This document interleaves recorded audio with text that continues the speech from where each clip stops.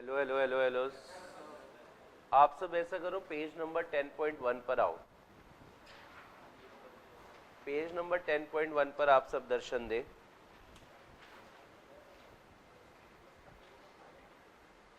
ठीक है सर, वहां ना हमने सेक्शन की लिस्ट बना रखी है, मुझे पता है, लेकिन मुझे वहां से एक टॉपिक आपको दिखाना है और फिर स्टार्ट करवाना है।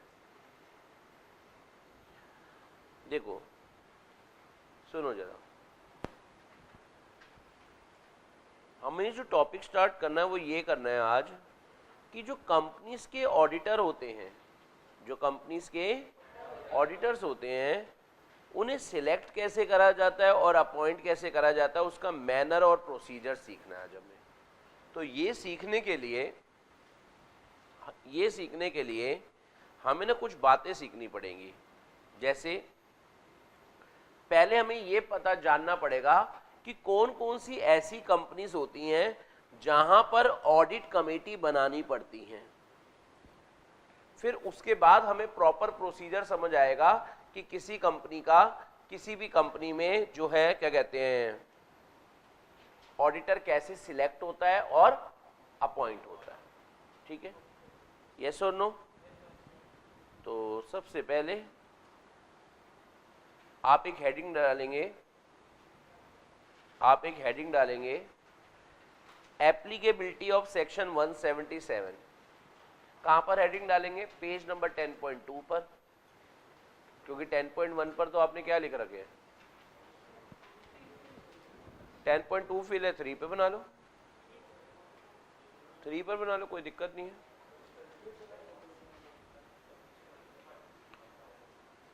टेन पॉइंट 1 से लेकर 4 तक, बेसिकली 5 तक जहां आपके पास जगह वहां कहीं भी बना लो। 10.1 से लेकर 10.5 तक जहां पर भी आपके पास जगह आप कहीं भी बना लो, क्योंकि ये उसी से ही टॉपिक सारे रिलेटेड है। हाँ जी, क्या हो गया? अच्छा सब ठीक है ना? चलो आप सबको एक हेडिंग बनानी चाहिए, एप्लीकेबिलिटी ऑफ सेक्शन 177। बना ली? इसका मतलब क्या है, कौन कौन सी ऐसी कंपनी है जिनको अपनी ऑर्गेनाइजेशन में ऑडिट कमेटी बनानी होती है। That is constitution of audit committee. चले स्टार्ट करें। अब पहले सुनना, ऑडिट कमेटी क्या होती है। ऑडिट कमेटी यानी बोर्ड ऑफ डायरेक्टर्स का ही पार्ट होती है। पहली जरा सुनो, कंपनी का जो बोर्ड ऑफ डायरेक्टर है ना, उन्हीं का ही पार्ट होती है। उन्हीं में से कुछ लोगों को ना एक पर्टिकुलर काम के लिए रिस्पॉन्सिबिलिटी दे दी जाती है। यानी बोर्ड ऑफ डायरेक्टर्स में से लेट सपोज 2 लोगों को कह दिया, क्या कह दिया कि यार ऑडिट से रिलेटेड जो भी काम होंगे ना वो तुम देखना यार। कंपनी के बोर्ड ऑफ डायरेक्टर में से 2 डायरेक्टर्स को कह दिया, और भी कुछ मेंबर्स होते हैं वो हमारे कोर्स का पार्ट है नहीं, ठीक है ना, तो उनको कह देते हैं उनको हम क्या कह देते हैं कि यार तुम ना ये सब काम करना। तुम्हारा काम क्या होगा? Audit committee perform important functions like, वो रिकमेंडेशन देगी कि यार इसको ऑडिटर के रूप में रख लो। ऑडिट कमेटी का पहला काम हमने क्या सीखा कि यार उनका काम होता है रिकमेंडेशन देना कि यार इस पर्सन को क्या रख लो, ऑडिटर के रूप में रख लो। अच्छा, उसकी रेमुनरेशन की रिकमेंडेशन देना, इतनी इसको सैलरी दे देना, उसको इस शर्तों पर क्या करना, अपॉइंट करना, और ऑडिटर इंडिपेंडेंट है या नहीं है ये सब देखना। समझ आ रहा है? और जो ऑडिट प्रोसेस वो फॉलो कर रहा है वो सही ढंग से कर रहा है या नहीं, और वो लोग भी ऑडिट रिपोर्ट ऑडिटर इन्हें ही बनाकर देता है।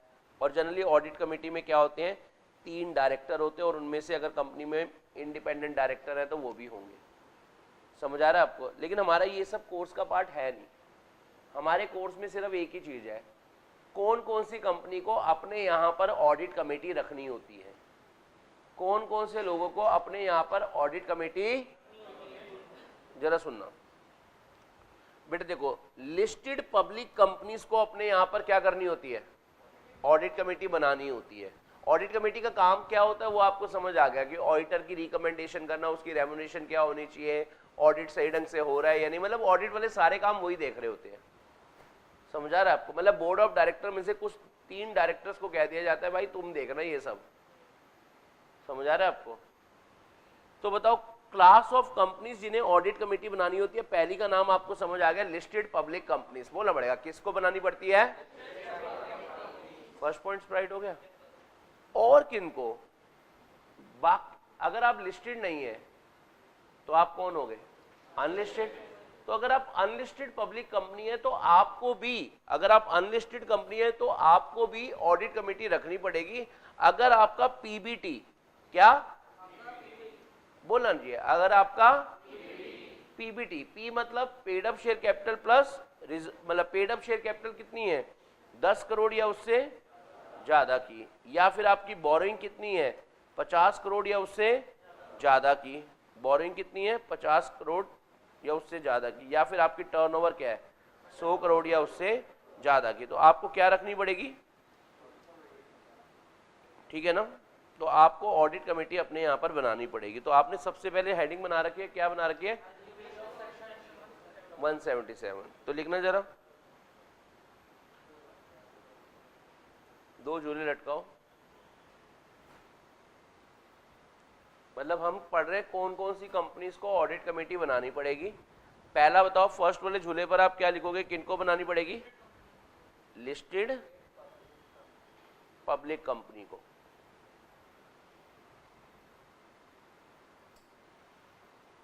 लिस्टेड पब्लिक कंपनी को अपने यहां पर ऑडिट कमेटी रखनी ही होती है। ठीक है। अच्छा, दूसरा, अगर आप पब्लिक कंपनी है तो वो ऑब्वियसली हो गया, कौन सी वाली होगी? अनलिस्टेड होगी।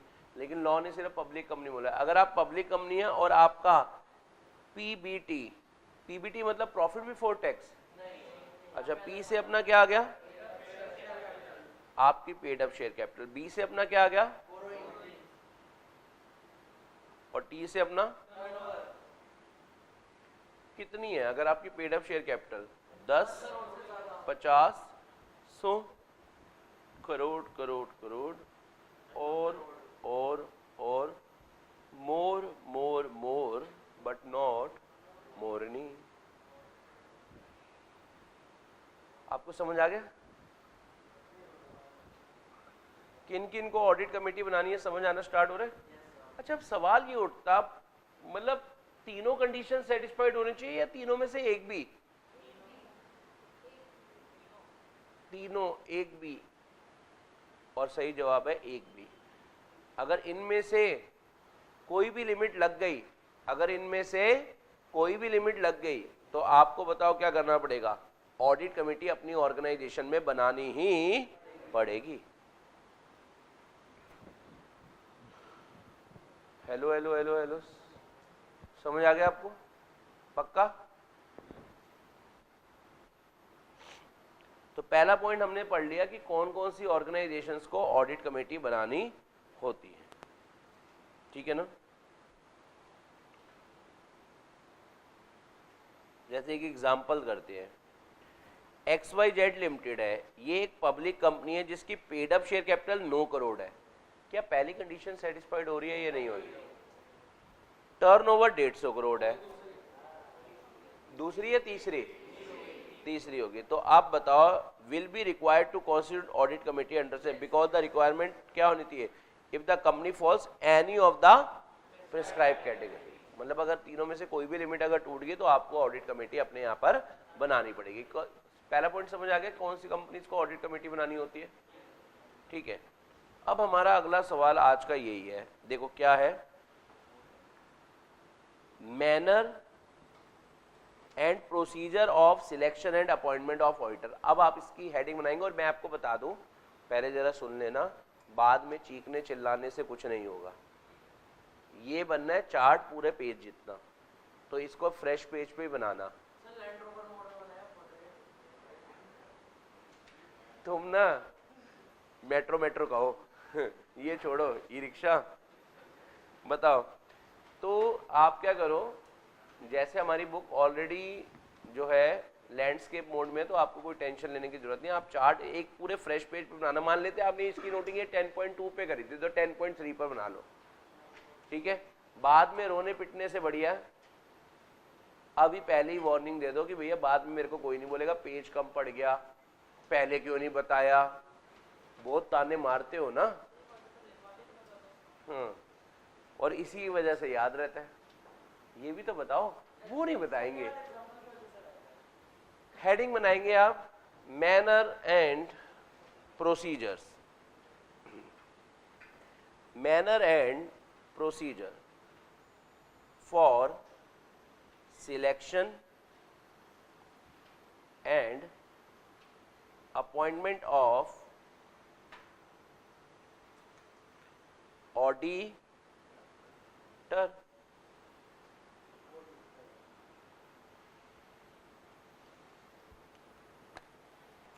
और ये पूरा मैनर और प्रोसीजर जो दे रखा है वो दे रखा है रूल 3 में। जो मैनर एंड प्रोसीजर पूरा बता रखा है कि ऑडिटर सिलेक्ट कैसे होगा, अपॉइंट कैसे होगा, ये सब हमें बता रखा है। लिखना जरा, rule 3 of the companies, bracket में चैप्टर का नाम क्या, ऑडिट एंड ऑडिटर रूल्स। तो आप लिख लो जरा, यानी जो मैं आपको मैनर एंड प्रोसीजर पढ़ा रहा हूँ वो दे रखा है rule 3 of the car 2014। Car मैंने इतना बड़ा साउंड क्यों बोला, समझ आ रहा है आपको? कार मतलब companies audit and auditor rules 2014। Car का मॉडल कौन सा? यहां तक का पॉइंट समझ आया आपको? कार 2014। चलो आओ स्टार्ट करते हैं कहानी।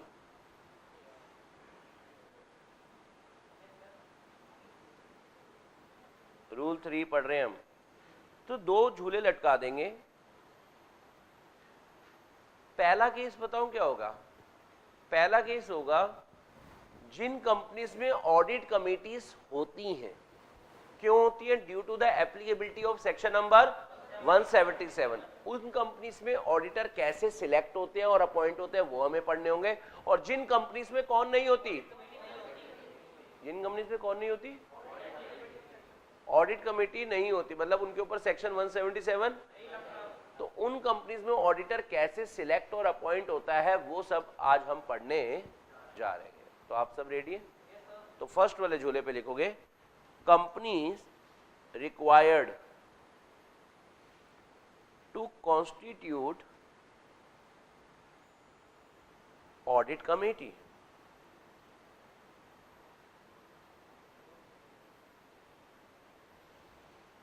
Company required to constitute audit committee. और दूसरी तरफ company does not require to constitute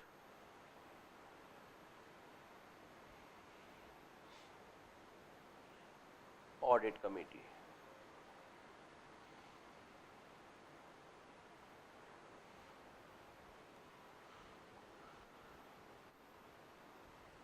पक्का? अच्छा,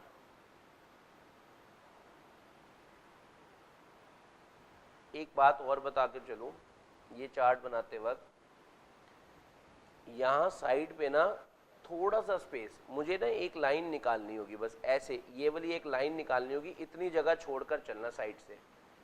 ये लाइन बाद में निकालनी होगी और आपको बताइए लाइन से काफ़ी काम बन जाते हैं, है ना? चलो जरा सुनना, घर पे थोड़ा ना बताई जाती है बात। चलो, company required to constitute audit committee. अच्छा, जिस कंपनीज में ऑडिट कमेटी होती है, अब सुनना जरा, बहुत बढ़िया पॉइंट है। जिन कंपनीज में ऑडिट कमेटी होती है उन कंपनीज में ऑडिट कमेटी ऑडिटर को ढूंढ के लाती है और उसका नाम रिकमेंड करती है बोर्ड ऑफ डायरेक्टर्स को। समझ आ रहा है आपको? तो यानी पहला काम, यहां थोड़ी सी साइड पे जगह बनाकर चलना, बाद में मत रोना पिटना, ठीक है ना? कोई बहुत दोते हो मेरे को, पिछले बैच ने भी बहुत दोया था, पहले नहीं बता सकते थे, ये नहीं हो सकता था, वो तो सबक आ गया, रहनी चाहिए, ठीक है ना? चलो, तो ऑडिट कमेटी का पहला काम क्या होगा? ऑडिट कमेटी नाम करेगी रिकमेंड। मैंने तो आपको बताया भी था ऑडिट कमेटी का क्या काम होता है, रिकमेंड करना कि भाई इसको सीए रख लो। ये देखो, पहला देखा था आपने, रिकमेंडेशन करना फॉर अपॉइंटमेंट ऑफ ऑडिटर। कि भाई इस बंदे को ऑडिटर रख लो, इन शर्तों पे रख लो, इतनी सैलरी दे देना। तो यानी पहला काम हम ऑडिट कमेटी को कहते हैं, जाओ जरा ढूंढ के लाओ, किनको? ऑडिटर को। समझा रहा आपको? तो ऑडिट कमेटी एक बंदे को ढूंढ के लाई, तो audit committee shall recommend the name of auditor to BOD. Audit committee क्या करती है? ऑडिटर का नाम रिकमेंड करती है, किसको? बीओडी को। अब बताओ, जैसे मान लेते हैं मैं हूं ऑडिट कमेटी, ये चलो मैं नहीं हूं ऑडिट कमेटी, आपको लेते थोड़ा और ज्यादा अच्छा समझ आएगा। मान लेते हैं ये 3 लोग हैं, हर्ष, नमन और आनंद, ठीक है। इन तीनों ने नाम रिकमेंड करा मुदित का कि यार मुदित को ऑडिटर रख लो। तो मेरे को या तो इनकी रिकमेंडेशन पसंद आएगी कि यार सही बंदा ढूंढ के दिया है, या मैं ये कहूंगा मुझे तुम्हारी बात बिल्कुल पसंद नहीं आई मतलब समझ रहे हैं आप? समझ गए आप मेरे ख्याल से। तो 2 केस हो सकते हैं। पहला, BOD satisfied with the recommendation of audit committee, इस तरफ लिखना है वो, BOD satisfied with the recommendation of किसकी? Audit committee. यानी बोर्ड ऑफ डायरेक्टर क्या कह रहे हैं? भाई तुमने तो बहुत बढ़िया ढूंढ कर दिया बंदा, अब बताओ बेटा, अब बोर्ड ऑफ डायरेक्टर को इनकी बातें पसंद आई, तो बोर्ड ऑफ डायरेक्टर यही सेम नाम फॉरवर्ड कर देंगे कंपनी के मालिकों के सामने। यही सेम नाम बोर्ड ऑफ डायरेक्टर क्या कर देंगे? रिकमेंड कर देंगे किसके आगे? मेंबर के आगे। और फिर मेंबर उसको अपॉइंट कर लेंगे कहां पर? एजीएम में, ठीक है ना। तो BOD recommend the same name to किसको? members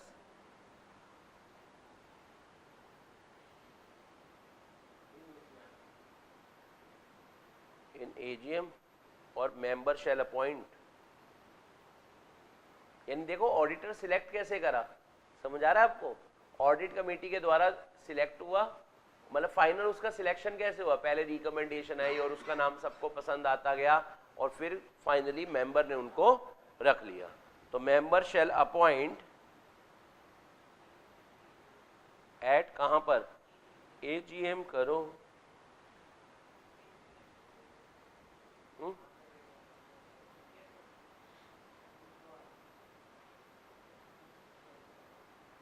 चलें आगे बातें करें। लेकिन ऐसा भी तो हो सकता है ऑडिट कमेटी ने, इन तीनों ने बोला किसको रख लो? मैं तो बोर्ड ऑफ डायरेक्टर हूं ना, ठीक है ना। घुटने पे चोट बचपन में लगी, असर अभी तक है। तुम्हारे घुटने डेप्रिशिएट हो गए हैं, चेंज करवाओ। चलो, ऑडिट कमेटी ने रिकमेंडेशन किसकी करी? मुदित के। तो भाई मुझे इनकी रिकमेंडेशन पसंद नहीं आई। मैंने कहा मुझे तुम्हारी रिकमेंडेशन बिल्कुल पसंद नहीं आई है ना। तो बताओ बेटा, अब हम board of director audit committee को क्या कहेंगे? भाई एक बारी दोबारा कोई बंदा ढूंढ के लाओ। चलो पहले ये लिखते हैं इतना, यानी BOD not satisfied with the recommendation of AC. AC मतलब ठीक है ना। तो अब बताओ बेटा, BOD shall send back the recommendation, BOD shall send back the recommendation for reconsideration, कि भैया कोई दोबारा बंदा ढूंढ के लाओ, दोबारा से रिकमेंडेशन भेजो, ये वाली रिकमेंडेशन मुझे तुम्हारी बिल्कुल पसंद नहीं आई। अब 2 सिचुएशन हो सकती हैं। देखो आप भी तो बताओ, अपने टीचर के, अपने पेरेंट्स की बातें कई बारी मानते हैं और कई बारी मतलब ज्यादातर। हाँ हाँ, अभी होमवर्क चेक कर लूँगा, पता चल जाएगा। हाँ, तेरी कॉपी तो हमेशा घर पे ही रहेगी, और वही वाली रहेगी जिसमें होमवर्क होता है। स्कूल टाइम से तेरा यही बहाना है, मैम बस वही कॉपी रहेगी, बाकी सारी ले आते हैं। गुड, मैं भी ऐसी था। इधर आओ चलो जरा सुनना। तो बोर्ड ऑफ डायरेक्टर ने ऑडिट कमेटी को कहा कि भैया क्या करो, दोबारा से कोई बंदा ढूंढ के लाओ, ठीक है ना। तो अब दो सिचुएशन हो सकती है, ऑडिट कमेटी एग्रीज और डिसएग्री। या तो ऑडिट कमेटी कहती है ठीक है हम ढूंढ लाते हैं, समझ आ रहा है आपको, और या फिर ऑडिट कमेटी डिसएग्री, भैया हम हमारी तरफ से यही बेस्ट था, अब तुम देख लो, हम नहीं ला सकते और कोई। दो ही तो होते हैं, समझ आ रहा है आपको। तो या तो audit committee agrees for reconsideration, very good, और दूसरे वाले झूले पे audit committee does not agree for reconsideration.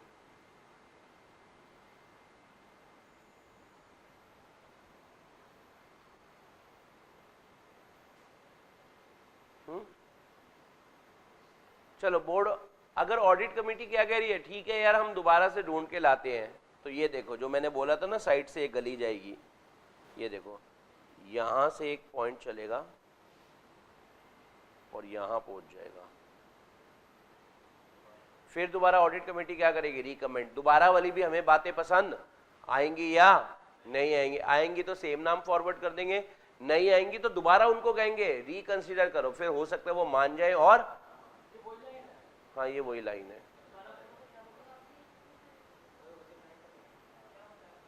पहले एक बार नोट करेंगे आप बेहोश। हाँ तो लाइन तो डालो, तुम्हारे जीवन में लाइन ही तो मिसिंग है? अभी तेरे तेरे ब्रदर ने आना ऑडिट में, बताऊंगा उसको है ना। जरा सुनना, यहां से ऊपर चलेंगे, चलो चलो चलो चलो, रियल व्हील ड्राइव, तुम्हारे जीवन में दीवार ही आएंगी। फिर दोबारा यहां तक पहुंच गए। तो अगर ऑडिट कमेटी की जो हमें बात पसंद नहीं आई थी और वो मानने को तैयार है, ठीक है हम दोबारा से कोई बंदा ढूंढ कर दे देते हैं, तो वो दोबारा से बंदा ढूंढ कर देंगे। फिर दोबारा से ढूंढा हुआ बंदा या तो हमें पसंद आएगा या अगर आ गया तो सेम नाम फॉरवर्ड कर देंगे। सुन ले नमन, आप सुन लो। और अगर नहीं पसंद आया तो फिर एक बार दोबारा फिर बोलेंगे क्या कि भाई ये वाला भी पसंद नहीं आया, ये क्या इन्होंने मान लेते हैं, मुकुल को कह दे मुकुल को रख लो, तो हमें तो वो भी रिकमेंडेशन पसंद नहीं आ रही, हम कहेंगे अपने जैसे ही ढूंढ के ला रहे हो समझ आ रहा है आपको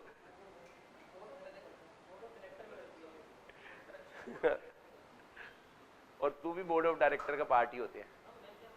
हाँ हाँ चलो, तो समझ आ गया। मान लेते हैं जो ऑडिट कमेटी थी वो क्या थी, बदतमीज दिल, माने ना माने ना माने ना, मतलब वो रिकमेंडेशन के लिए नहीं मान रहे। तो फिर अब इस सिचुएशन में क्या होगा,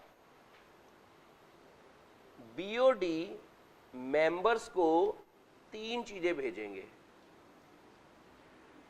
बीओडी मेंबर्स को तीन चीजें भेजेंगे। सर क्या क्या भेजेंगे, पहला बीओडी मेंबर को बताएंगे यार audit committee recommendation, audit committee ने मुदित को ऑडिटर रखना चाहा, बीओडी अपनी रिकमेंडेशन कि हमारे हिसाब से इंदिरा को रख लेना चाहिए।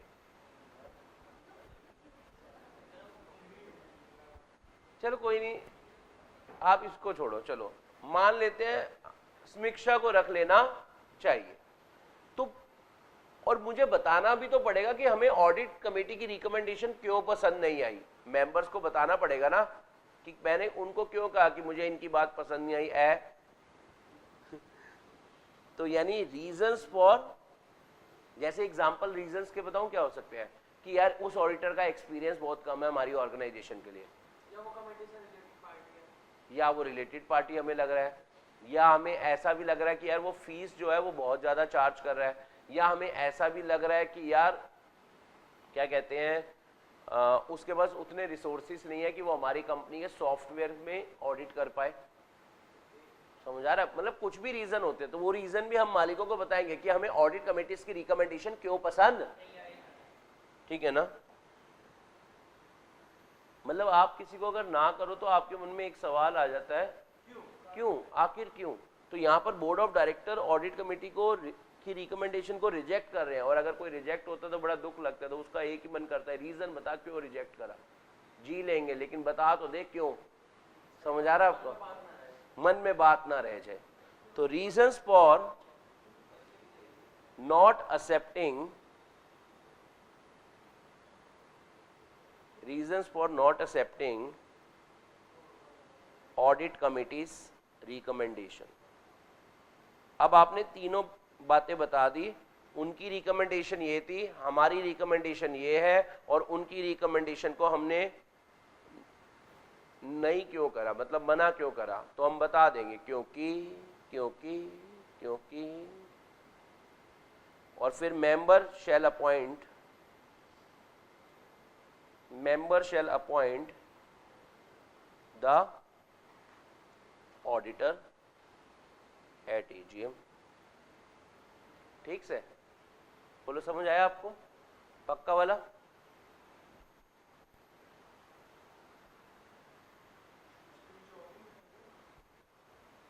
अब ये इस तरफ वाला फर्स्ट पार्ट कवर्ड हो गया। सेकंड पार्ट जो जिस कंपनी में ऑडिट कमेटी नहीं होती वो नहीं, इसके नीचे कुछ, फिर दोनों में से देख लो ना, किसी को कर लो, ठीक है। पहले बताओ, इतना नोट कर लिया हो तो मेरे को बताना। डन डन डन डन, ठीक है भाई, रुक रहे हैं।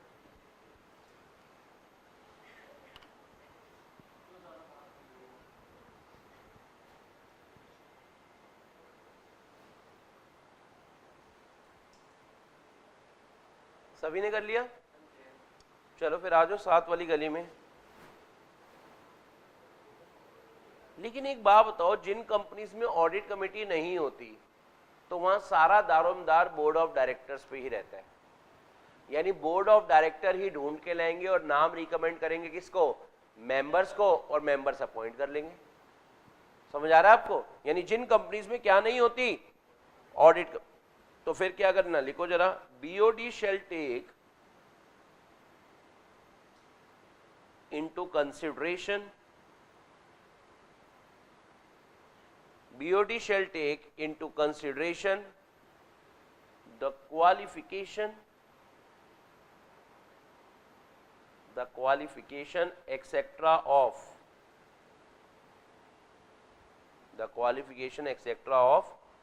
auditor। और फिर बताओ अब क्या होगा इसके बाद, इसके बाद क्या होगा बताओ। BOD क्या करेंगे, BOD ढूंढ के लाएंगे, फिर नाम रिकमेंड करेंगे किसको, मेंबर्स को, और मेंबर्स अपॉइंट कर लेंगे कहां पर, AGM में। BOD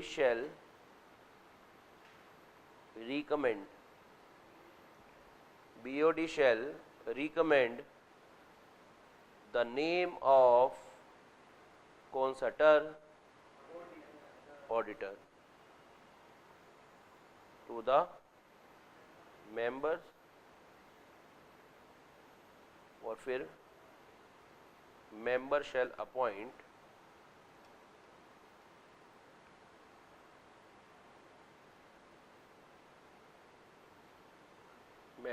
appoint the auditor at AGM।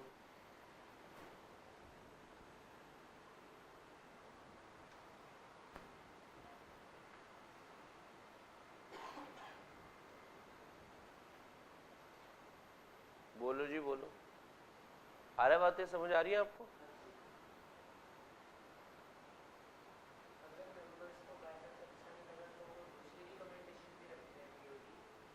दो चार रखते हैं ना। यहां तक का पॉइंट समझ आ गया? चलो जी, अब मैं आपको ना एक बात पढ़ाऊंगा पहले।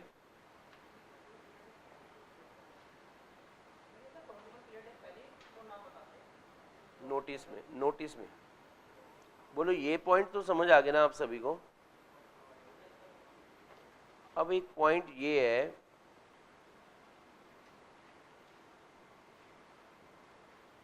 ये लाइन आपको ना एक बार ही थोड़ा सा आगे जाना पड़ेगा, 10.2425 पर जाना पड़ेगा। सेक्शन 139 सब सेक्शन 11 की एक बात आपको लिखवानी है मेरे को।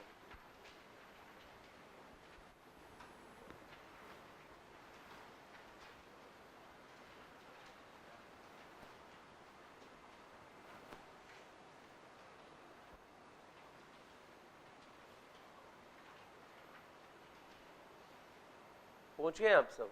इस गली में पहुंचे? मुझे एक बात बस यही लिखवानी है यहां पर हिंदी में, वो ये, जिन कंपनीज में ऑडिट कमेटी है, जिन कंपनीज में ऑडिट कमेटी है, समझ आ रहा है आपको? तो उन कमिटीज, उन ऑर्गेनाइजेशंस को ऑडिटर की अपॉइंटमेंट करने के लिए ऑडिट कमेटी की रिकमेंडेशन लेना जरूरी है। मतलब जैसे कई बार आपको रहता है यार हमारे से तो पूछा तक भी नहीं होता है ना, ऐसी वाली इच्छा ऑडिट कमेटी में नहीं होनी चाहिए। मतलब अगर ऑडिट कमेटी है तो उनसे पूछना जरूरी है कि किसको ऑडिटर रखे। पॉइंट समझ रहे हैं? जैसे अब आपके मन में कई बार अरमान आ रह जाता है इस बात का कि यार हमारे से तो हमारे पेरेंट्स ने इस बारे में पूछा तक भी नहीं, या हमारे दोस्त ने हमारे से इस बारे में तो डिस्कस भी नहीं करा, पूछता तो सही एक बार ही, पूछा ही नहीं। पॉइंट समझ आ रहा है आपको? कई तो रोने लगे, नहीं थोड़ा दुख से बाहर आएंगे। ऐसी ऑडिट कमेटी को लॉ ने लिख दिया गया, कई board of director audit committee होने के बावजूद भी उनसे तुम पूछ ही नहीं रहे कि किसको ऑडिटर रखे, ऐसा नहीं चलने देगा, तुम्हारे को उससे पूछना ही पड़ेगा। हाँ, उनकी रिकमेंडेशन आपको पसंद आए या ना आए, फाइनल ऑडिटर उनकी मर्जी वाला हो या ना हो, वो बात अलग है, लेकिन एक बार पूछना तो पड़ेगा। पॉइंट समझ आ रहा है? सेक्शन नंबर 139 सब सेक्शन 11 लिखो जरा।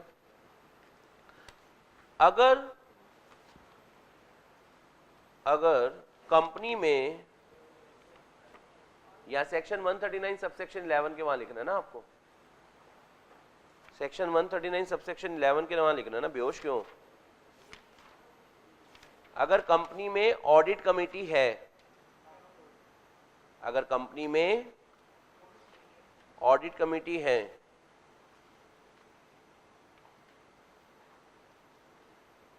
अगर कंपनी में ऑडिट कमेटी है तो सभी अपॉइंटमेंट्स ऑफ ऑडिटर के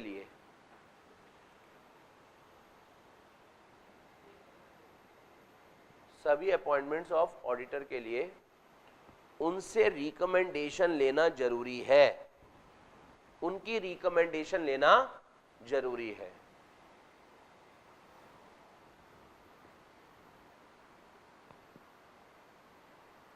उनकी रिकमेंडेशन लेना जरूरी है।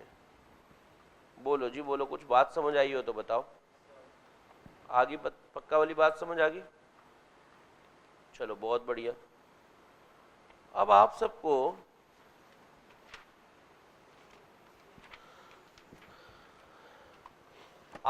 भी एक बात पढ़नी है, वापिस आ जाओ उसी पेज पे ही। कहां पर थे आप? पेज नंबर 10.2 पे या 3 पे। अब आपको ना एक हेडिंग बनानी है, ये वाली बनाओ पहले, conditions for appointment and notice to registrar. Page number कहां पर? 10.3 पर जगह है तो 3 पर, 4 पर जगह है तो 4 पर, कोई दिक्कत नहीं है, आपको हेडिंग बनानी है। हाँ वो चार्ट तो खत्म हो गया, अगर कम लग रहा है तो 2 बार ही बना लेते हैं। ठीक, हाँ जी क्या कह रहे हो? इस बार हिंदी में क्या कह रहे हो? ठीक है पढ़ लो, गुस्सा क्यों करते हो? हेडिंग बनाओ। अच्छा ठीक है, क्या हो गया? दवाई खाई थी सुबह? नहीं चलो हेडिंग बनाएंगे, conditions for appointment and notice to registrar. हाँ जी, हाँ इतना। Conditions for appointment and notice to registrar.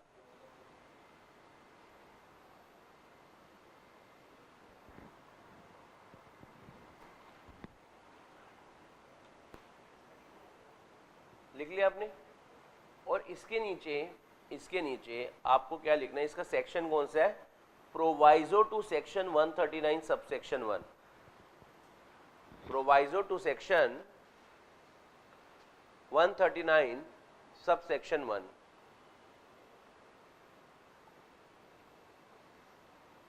Section की लिस्ट में भी लिख दो सेम हेडिंग, आपने डाल रखी है प्रोवाइजो टू सेक्शन 139 सबसेक्शन 1, है ना?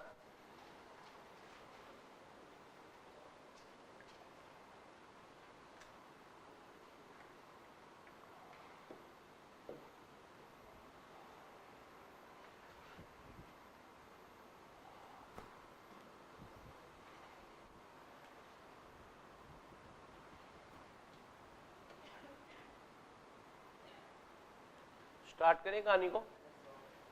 देखो अभी तक ना आप सीधा पढ़ते थे सेक्शन 139 सबसेक्शन 1, सेक्शन 139 सबसेक्शन 2, इस तरीके से पढ़ते थे ना चीजें। अब मैंने इसकी हेडिंग में क्या लिखवाया है? Proviso to section 139 subsection 1। ये प्रोवाइजो क्या होते हैं? देखो मैं आपको बताता हूँ, लॉ में प्रोवाइजो का इस्तेमाल वैसे तो 3 चीजों के लिए करा जाता है, पर अभी आपके लिए लिमिटेड बताता हूं 2 चीजें क्या क्या है। लॉ में आप ज्ञान की बातों में बुक के पहले पेज पे जाओ, इंडेक्स दिखेगा, दिख पा रहा है आपको?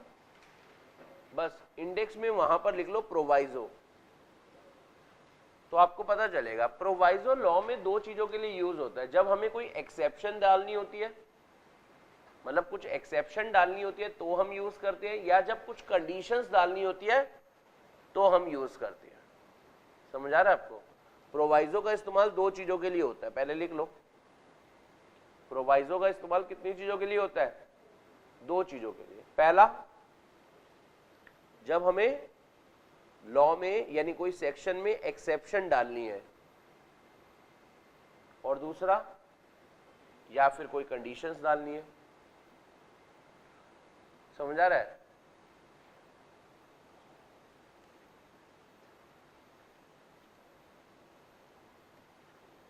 जब भी हमें कोई सेक्शन में एक्सेप्शन डालनी होगी या फिर कुछ क्या डालनी होगी, कंडीशन डालनी होगी, तो प्रोवाइजो का इस्तेमाल होता है।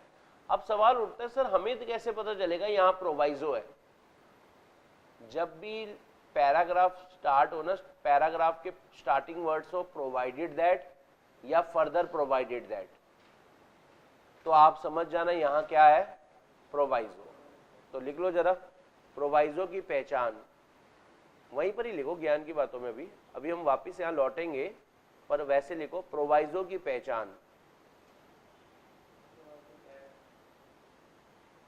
क्या होती है बताओ? जब पैराग्राफ प्रोवाइडेड दैट या फर्दर प्रोवाइडेड दैट के शब्द से शुरुआत हो। जब किसी पैराग्राफ की शुरुआत कैसे है? प्रोवाइडेड दैट या फर्दर प्रोवाइडेड दैट।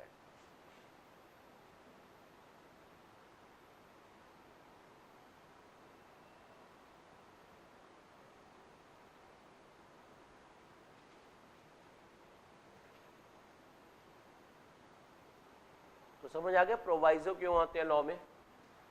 बोलो, समझ आ रहा है प्रोवाइजो क्यों आते हैं? क्यों आते हैं बताओ प्रोवाइजो? कोई एक्सेप्शन डालनी है या कुछ, जैसे अभी सेक्शन में क्या किस लिए आया है? कंडीशंस के लिए। देखो अब मैं आपको नॉर्मल बात बताता हूं। आप ऑडिटर को कह रहे हो भैया हम तुझे ऑडिटर के रूप में रखना चाहते हैं, भाई उससे भी तो पूछ लो कि वो हमारी कंपनी में ऑडिटर बनना चाहता है या। समझ आ रहा है आपको? ये तो वही वाली बात होगी ना, आप कह रहे हो मुझसे शादी करोगी, तो भाई उसने कुछ जवाब नहीं दिया तो आप कह रहे हो मतलब करोगी, ऐसे थोड़ा होता है। यस और नो? उससे उसकी हाँ भी जरूरी है। तो तो ऐसे ही आप कह रहे हो यार हम आपको ऑडिटर रखना चाह रहे हैं, कंपनी कह रही है हम आपको ऑडिटर रखना चाह रहे हैं, भाई उससे भी तो पूछ लो वो ऑडिटर बनना चाह रहा है। ये बात लिखी गई है यहां पर, यानी आप पहले रिटर्न कंसेंट लो, सहमति लो रिटर्न में, किसकी, कि भैया मैं भी आपकी कंपनी में ऑडिटर बनने को क्या हूं। समझ आ रहा है आपको, पहला पॉइंट। और दूसरा, ऑडिटर जब वो कह रहा है मैं बनने को तैयार हूं, तो यानी वो अपनी कंसेंट जमा करवाता है कंपनी के पास कि मुझे ऑडिटर रख लो, मुझे कोई दिक्कत नहीं है। प्लस उसे सर्टिफाई करके देना होता है, मतलब सर्टिफिकेट देना होता है, किस बात का, 4 चीजों का, कि यार जो मेरी अपॉइंटमेंट आप कर रहे हो ना वो एज पर कंपनीज एक्ट ही कर रहे हो, यानी कंपनीज एक्ट के प्रोविजंस के अकॉर्डिंग ही मैं एलिजिबल हूं ऑडिटर बनने के लिए। और दूसरा, ये ऑडिट मेरी लिमिट के अंदर अंदर वाले हैं, मतलब ये मेरा 20 के अंदर अंदर आ रहा ऑडिट, मेरी अपॉइंटमेंट कैसे हो रही है, as per the terms provided under the act, ठीक है। और मैं ऑडिट करने के लिए क्या हूं, एज पर कंपनीज एक्ट भी और सीए एक्ट भी, और प्लस मेरे खिलाफ क्या क्या प्रोसीडिंग्स चल रही हैं ये सब भी आपको बतानी होती है क्लाइंट ऑर्गेनाइजेशन को, कि भाई मेरे पे ये चीजें चल रही है, बाद में मत कहना तुमने ये तो बताया नहीं, क्योंकि कई बार सीए पर प्रोफेशनल मिसकंडक्ट के चार्ज लगते हैं, तो उसकी प्रोसीडिंग चलती है आईसीएआई में। आईसीएआई में डिसिप्लिनरी कमेटी है, भाई सीए बन गए हो तो अब कुछ भी थोड़ा करते रहोगे, तुम्हें कंट्रोल करने के लिए आईसीएआई में डिसिप्लिनरी कमेटी है। तो अगर तुम्हारा वहां पर कोई मतलब बेसिकली फड्डा चल रहा है, समझ आ रहा है, लफड़ा चल रहा है, तो वो बात भी तुम्हें कंपनी को बतानी पड़ेगी, भैया मेरा इन मैटर पे वहां पंगा चल रहा है, रखना है तो तू बता, यस और नो। समझ आया या नहीं आया, तो लिखो जरा।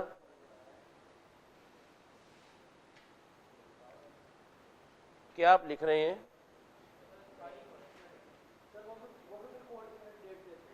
क्या, हाँ वहां भी ऐसी चलता। तो बताओ बेटा, ऑडिटर बिफोर अपॉइंटमेंट, अपॉइंटमेंट होने से पहले, ऑडिटर अपॉइंटमेंट होने से पहले क्या जमा कराएगा बताओ कंपनी को, रिटर्न कंसेंट प्लस सर्टिफिकेट देगा इन 4 चीजों के लिए। सर्टिफिकेट मतलब गारंटी देना, भाई ऐसा सब कुछ है, समझ आ रहा है आपको। सर्टिफिकेट देगा पहला, किस चीज का, मैं डिस्क्वालिफाइड नहीं हूं, लिखो जरा यहां पर, मैं डिस्क्वालिफाइड नहीं हूं। याद है डिस्क्वालिफिकेशन की लिस्ट पढ़ी थी ना आपने, याद आ रहा है आपको। तो पहली लिस्ट, पहला आप क्या लिख कर दोगे कि मैं डिस्क्वालिफाइड नहीं हूं। दूसरा, मेरी appointment as per provisions of companies act हो रही है, मेरी appointment as per provisions of companies act हो रही है। 2 बातें समझ आई प्लीज बताने का।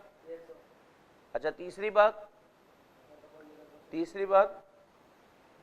ये ऑडिट मेरी लिमिट के अंदर ही है, याद है 20 ऑडिट वाली लिमिट के अंदर, ये ऑडिट मेरी 20 ऑडिट वाली लिमिट के अंदर ही है। आपको अलग से लिख के देना पड़ेगा ना। फोर्थ,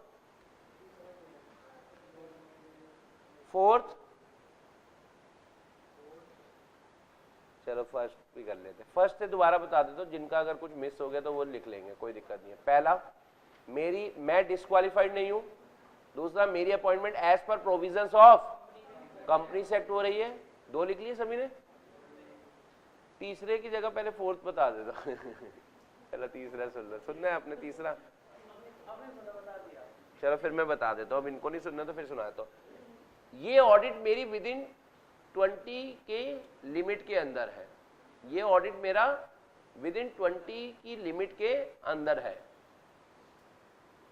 तुमने तो सुनना नहीं था, ठीक है ना। और last, list of proceedings list of proceedings against him. बोलो समझ आया आपको या नहीं आया? प्लीज बताने का, वो उसी में ही आ गया। ठीक है, अच्छा देखो अब इसमें ना दो बातें करी हुई हैं।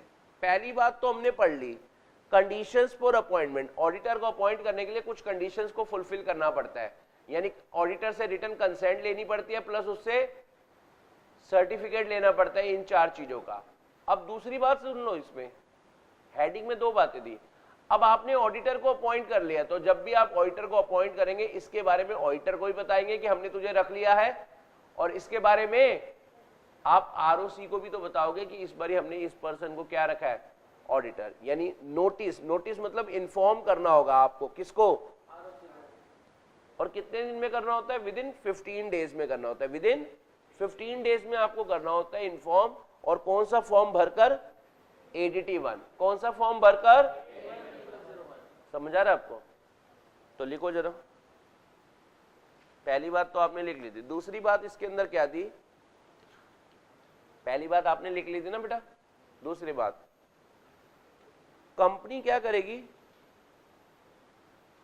नोटिस ऑफ अपॉइंटमेंट भेजेगी, मतलब नोटिस ऑफ अपॉइंटमेंट देगी कि यार हमने रख लिया है। किसको भेजेगी, ऑडिटर को। और दूसरा आरओसी को भी भेजेगी नोटिस ऑफ क्या, अपॉइंटमेंट, इन फॉर्म नंबर कौन सा, ADT 1, with in 15 days of appointment.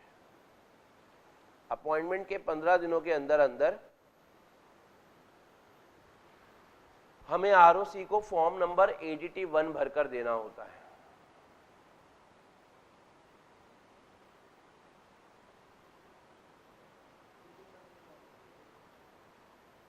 यहां तक का पॉइंट समझ आ गया आपको? पक्का? ठीक है जी। अच्छा, अब अगला पॉइंट करते हैं आपके साथ डिस्कस।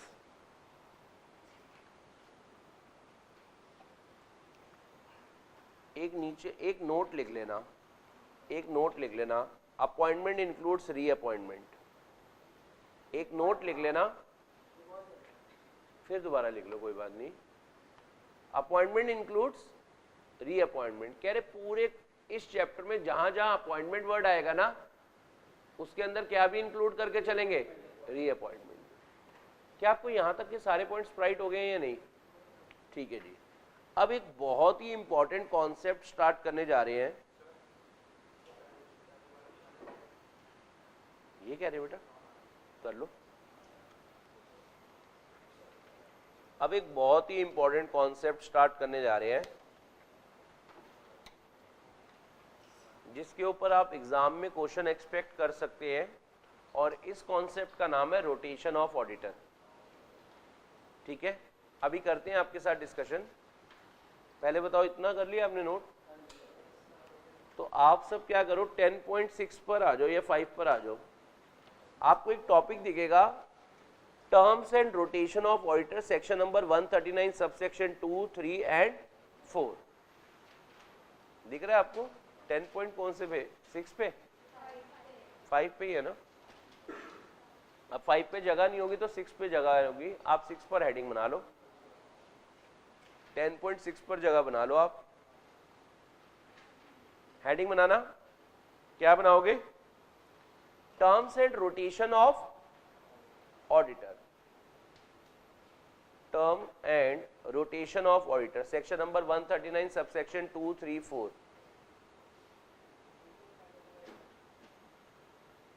Section number 139 subsection 2, 3, 4।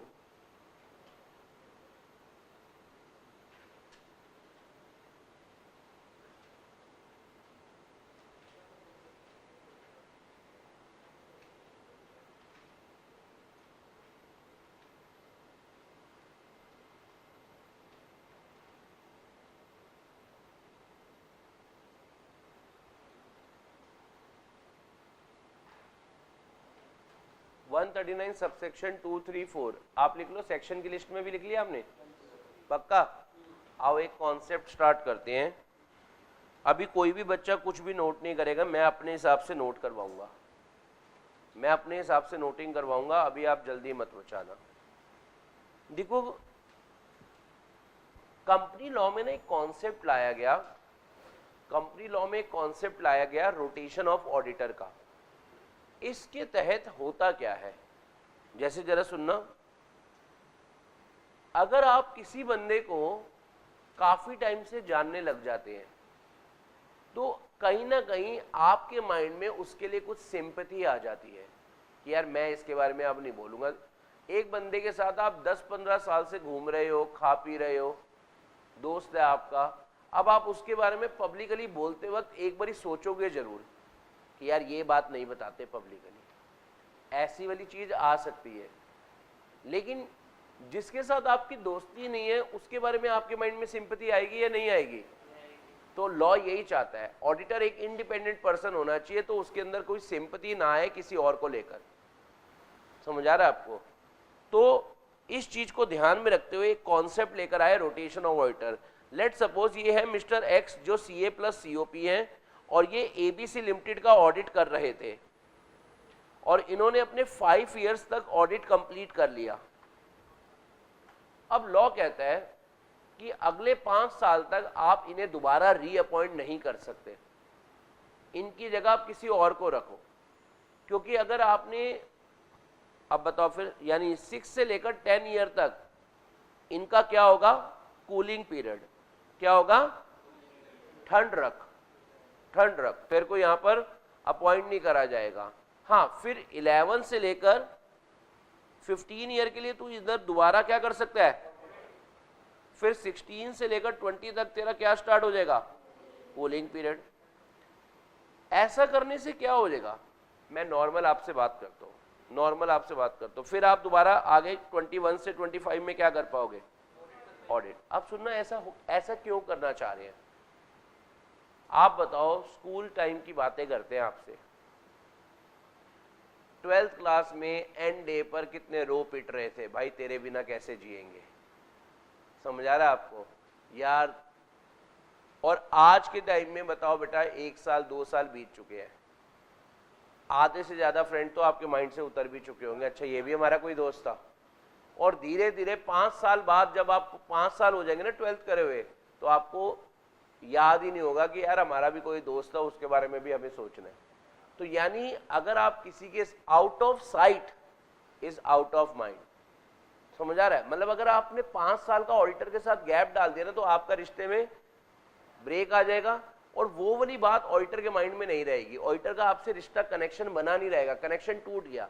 तो जब कनेक्शन टूट जाता है ना, ठीक है ना, फिर दोबारा से जब आप उसको रखोगे तो वो वाली बात नहीं आएगी। लेकिन अगर आप बताओ एक सीए को लगातार 20 साल ऑडिट करवा लोगे, तो 20 साल से वो आपके साथ है, वो इतना फेमिलियर हो जाएगा आपके साथ कि वो आपकी गलतियां बाहर वालों को बताना पसंद ही नहीं करेगा।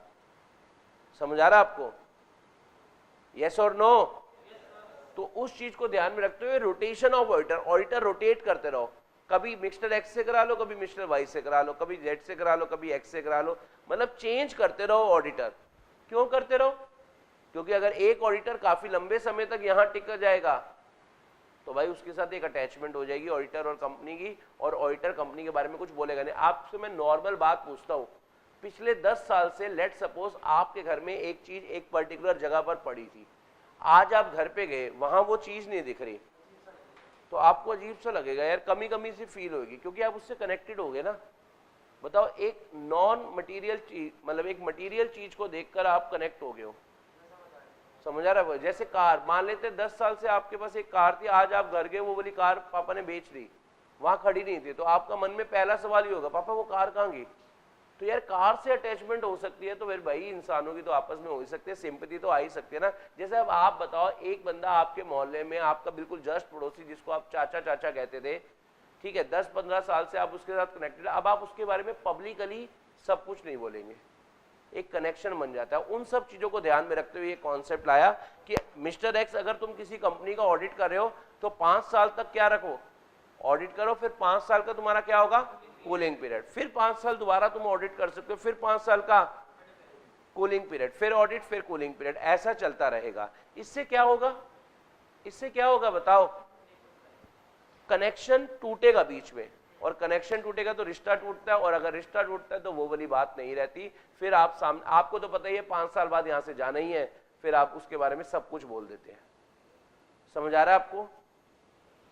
सिमिलरली अगर आप एक सीए फर्म होती, अगर आप कौन होती है, एक सीए फर्म, तो मतलब आप क्या कर सकते हैं, सुनो, आपने 5 साल ऑडिट करा, ठीक है ना, 5 साल ऑडिट करा, फिर दोबारा आप अगले 5 साल के लिए ऑडिट कर सकते हो। यानी जो इंडिविजुअल होता है उसे 5 साल ऑडिट करना अलाउड है, और उसके अगले 5 साल उसका कूलिंग पीरियड होता है। लेकिन जो सीए फर्म्स होती हैं, जो सीए फर्म होती है, उन्होंने पहले 5 साल ऑडिट करा, वो दोबारा भी अगले 5 साल का ऑडिट कर सकते हैं, फिर उनका कूलिंग पीरियड आएगा 11 से 15 साल में। और अब बताओ बेटा, 16 से लेकर 20 साल के वक्त पे वो क्या कर सकते हैं, ऑडिट कर सकते हैं। यानी इंडिविजुअल का कूलिंग पीरियड आफ्टर 5 ईयर आता है, और फॉर्म का 5+5 के बाद 5 रुको कराने तो दो। चलो अब ऑडिट कर लिया तो बताओ फिर 21 से 25 तक में फिर वो ऑडिट कर सकते हैं, और फिर इनका क्या स्टार्ट होगा, कूलिंग पीरियड। अभी रुको कर लेते हैं, ठीक है। तो इनका ये जो सवाल होगा वो यही होगा, भाई 5 साल बाद हम उन्हें रीअपॉइंट नहीं कर रहे, यही था ना सवाल। मुझे पता है आप लोगों के माइंड में क्या क्वेश्चन आ सकते हैं, वो आगे कवर्ड हो जाएगा। मैंने ऐसा नहीं बोला कि वो 10 साल तक लगातार ऑडिट कर सकता है, मैंने कहा 5+5, आप उसको 5 साल उसने ऑडिट कंप्लीट करा सीए फर्म ने, अब अगले 5 साल चाहो तो आप उसको रख सकते हो, क्योंकि कूलिंग पीरियड अभी स्टार्ट।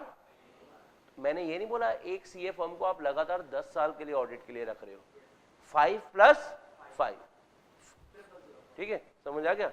पक्का यही डाउट था ना, मुझे पता तो मैंने कवर्ड करना है। कूलिंग पीरियड में और कंपनीज के ऑडिट कर, एक ही कंपनी ढूंढना है, सही बात है, किसी और का ऑडिट कर, ठीक है ना। यहां तक का पॉइंट समझ आया?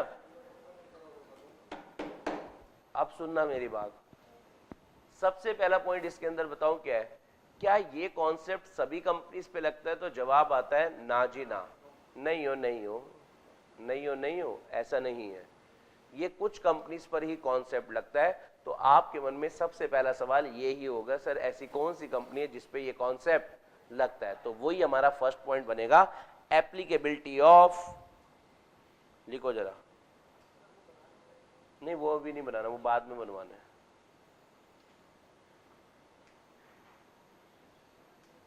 अभी मैं आपको आराम से बनवा दूंगा ये वाला पॉइंट।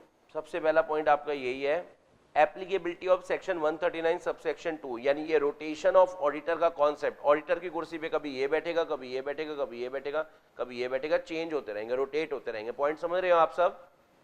हेलो, पॉइंट समझ रहे हो आप सब? तो अब सवाल उठा, कौन सी ऐसी कंपनी है जिसमें रोटेशन ऑफ ऑडिटर का कॉन्सेप्ट नहीं लगता? अभी रुको, अभी लिखवाएंगे, पहले समझा दूं, फिर मैं अपने तरीके से बहुत इजी सा चार्ट बनवा दूंगा आपको, कोई दिक्कत तो नहीं? ठीक है, चलो। सबसे पहली बात, रोटेशन ऑफ ऑडिटर का कॉन्सेप्ट ओपीसी पे नहीं लगता। किस पे नहीं लगता? और किस पे नहीं लगता? तो दो ऑर्गेनाइजेशन जिस पर रोटेशन का कॉन्सेप्ट नहीं लगता, मतलब यहां पर आप ऑडिटर को जितने साल मर्जी लगातार अपॉइंट करते रहो, कोई दिक्कत वाली बात। फर्स्ट पॉइंट राइट हुआ।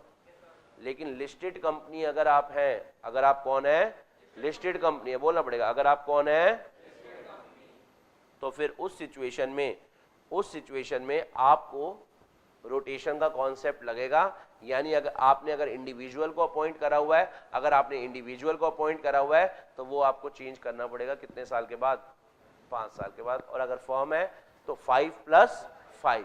मैंने ये नहीं बोला 10 ईयर्स के लिए इकट्ठे अपॉइंट कर सकते हो, क्योंकि ना यहां पर लिखा हुआ है बेटा, ये देखो,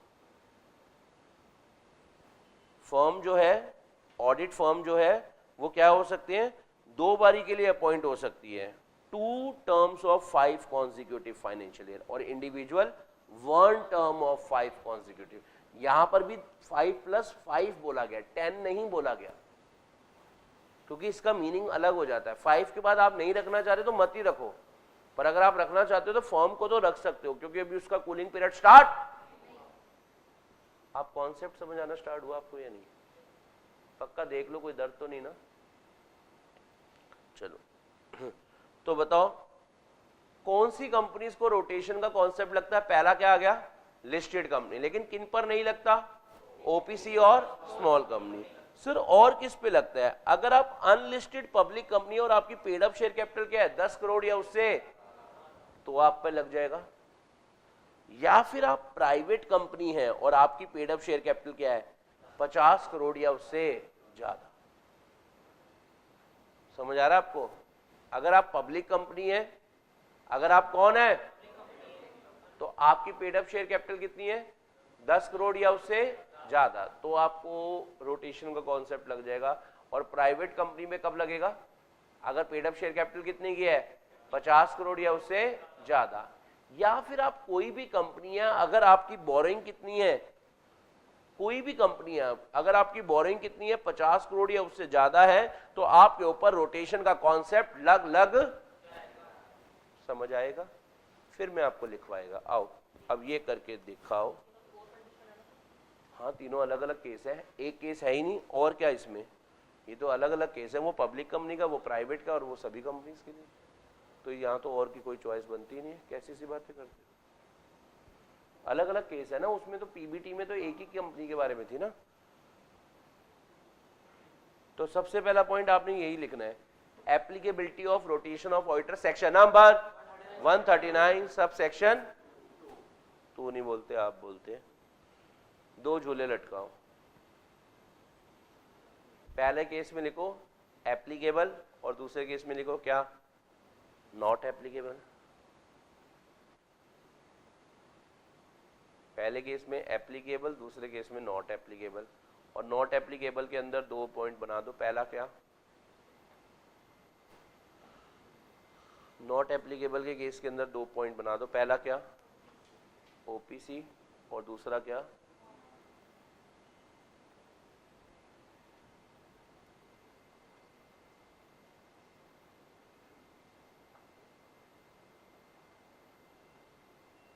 समझ आया आपको? अच्छा अब बात करते हैं एप्लीकेबल की। तो एप्लीकेबल में 4 झूले लटका दो।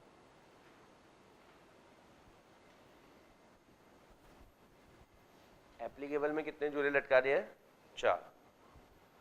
पहला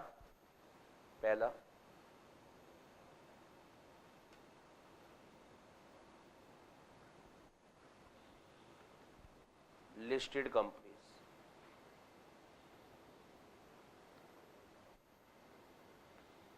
पहला लिस्टेड कंपनी। आप समझ पा रहे हैं?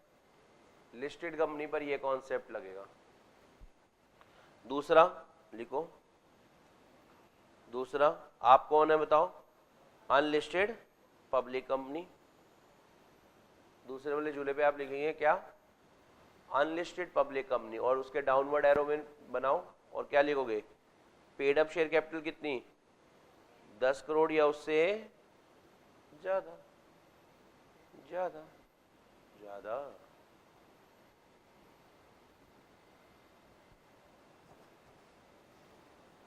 और दूसरा मतलब थर्ड वाले झूले पे आएंगे, private companies having paid up share capital कितनी? 50 करोड़ या उससे ज्यादा।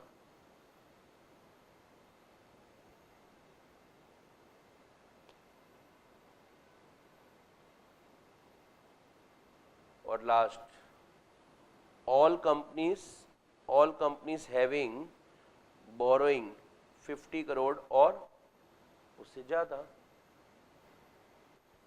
All companies having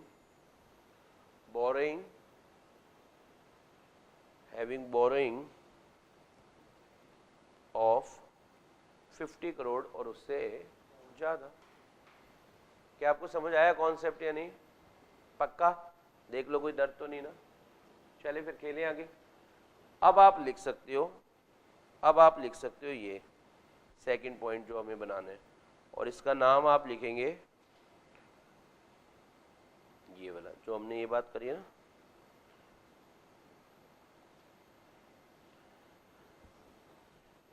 maximum terms and length thereof in case of individual and firm.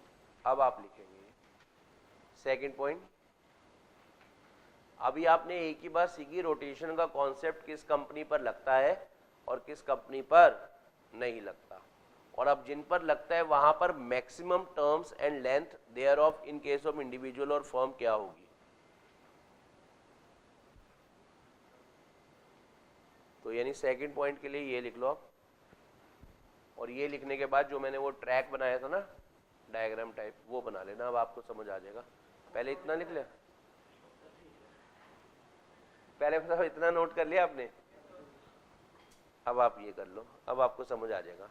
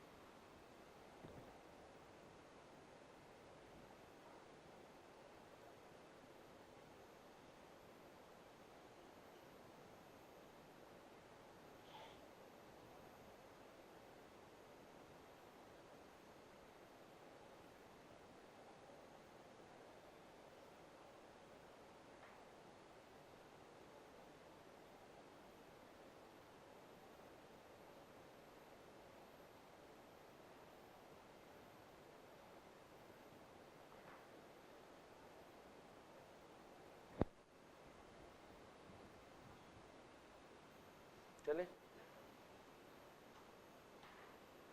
पहले इनका डाउट सुन लेता हूँ, अगर हमारे आगे वाले इसी कॉन्सेप्ट में कवर हो रहा होगा तो फिर तब रिजॉल्व करेंगे, और अगर अभी से रिलेटेड होगा तो अभी कर देंगे। हाँ जी नमस्ते।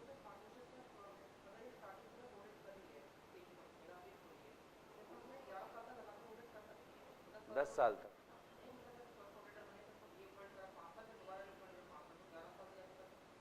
नहीं, फिर वो फर्स्ट ऑडिटर के हिसाब से 1 साल उसका वैसे ही हो गया था, एक बार ही हो गया, तो दूसरी टर्म होगी, 2 टर्म होगी, तो वो 11 साल हो जाएंगे। हाँ मतलब ये कह रहे हैं फर्स्ट भी वही बना, सब्सिक्वेंट वही बना, तो ये बेसिकली सब्सिक्वेंट 2 बार आप 5-5 साल का बन सकते हैं, तो वो फर्स्ट वाली तो अलग डेजिग्नेशन होगी।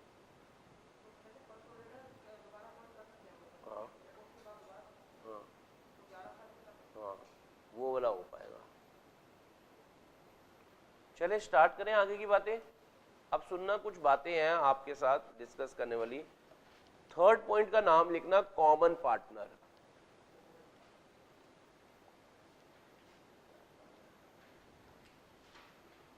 कॉमन पार्टनर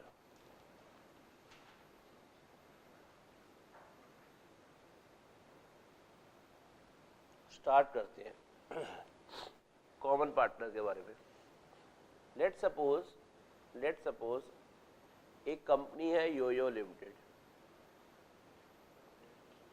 ठीक है, और इस कंपनी का जो ऑडिट कर रहे हैं वो कौन कर रहे हैं, ब्लू आइज सीए फर्म है, ये इसका ऑडिट कर रही है, और इस फर्म के अंदर 3 पार्टनर है। ये एक सीए फर्म है और इसके अंदर 3 पार्टनर है XYZ, ठीक है। अब मान लेते हैं ब्लू आइज योयो लिमिटेड में 5+5 कंप्लीट कर चुकी है, तो बताओ बेटा इनका क्या स्टार्ट हो गया, क्या, तो यानी ये फर्म अब क्या है, डिस्क्वालिफाइड फॉर नेक्स्ट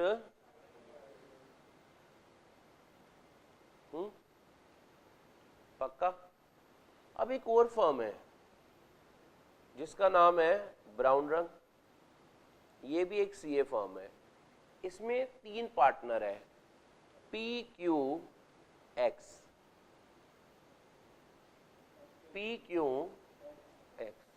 समझा रहा आपको, ये भी एक सीए फर्म है।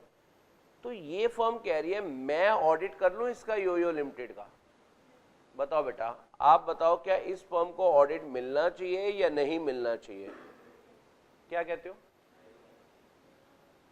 कुछ कह रहे मिलना चाहिए, कुछ कह रहे नहीं मिलना चाहिए। चलो कौन कह रहे मिलना चाहिए?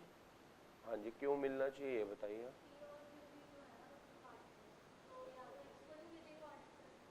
अच्छा ठीक है, ये कह रहे हैं पी और क्यू चले जाएंगे, क्या दिक्कत वाली बात है?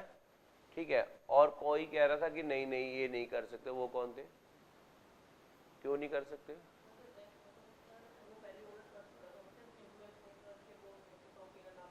तो फिर तो ब्रेक आया ही नहीं ना, ये यही कहना चाह रहे हैं ना। अगर हम इनको ऑडिट दे देते हैं, इनको ऑडिट दे देते हैं तो फिर ब्रेक कहाँ आया? कूलिंग पीरियड क्या आया? पहले 10 साल मैंने यहां से ऑडिट कर लिया, 5 साल उधर से जाकर कर लिया, फिर दोबारा 10 साल वहीं से कर लूंगा, तो फिर ब्रेक आया ही नहीं। यस और नो? तो फिर रिश्ता टूटा ही नहीं। इन्होंने तो एक भी बार फिर एक्स ने गाना ही नहीं गाया ना कि आज मैंने ब्रेकअप की, हुआ ही नहीं, कनेक्शन टूटा ही नहीं ना कंपनी के साथ। पहले इधर से बना रहा है, फिर वहां से बन गया। तो यानी इस केस में कॉमन पार्टनर होने की वजह से एक्स, क्योंकि क्या है कॉमन पार्टनर, और कॉमन पार्टनर होने की वजह से ये फर्म भी डिस्क्वालिफाइड होगी फॉर नेक्स्ट, लिखो काम ही यही है एक्स का, डिस्क्वालिफाइड फॉर नेक्स्ट 5 years।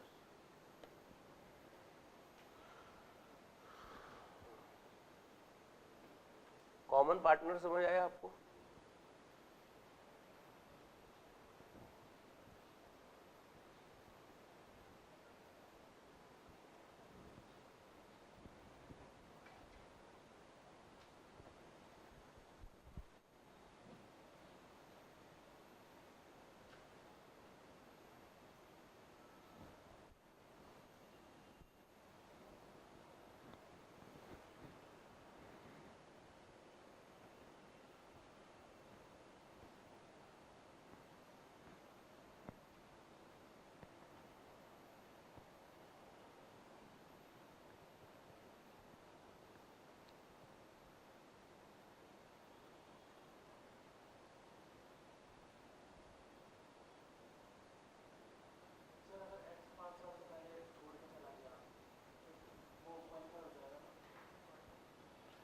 अच्छा, 4th पॉइंट, मान लेते हैं एक कंपनी है नोरा लिमिटेड,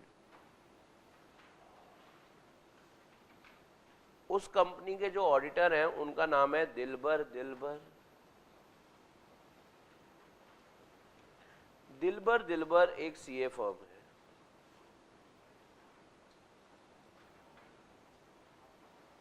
और बताओ बेटा, वो जो दिलबर है सीए फर्म, वो 5+5 कंप्लीट कर चुकी है।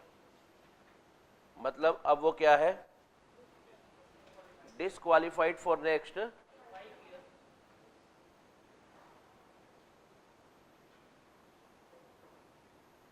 यहां तक का पॉइंट समझ आया? और इसमें 3 पार्टनर थे, एक्स, वाई और जेड। अब एक्स क्या करता है, इस फर्म से रिटायरमेंट ले लेता है,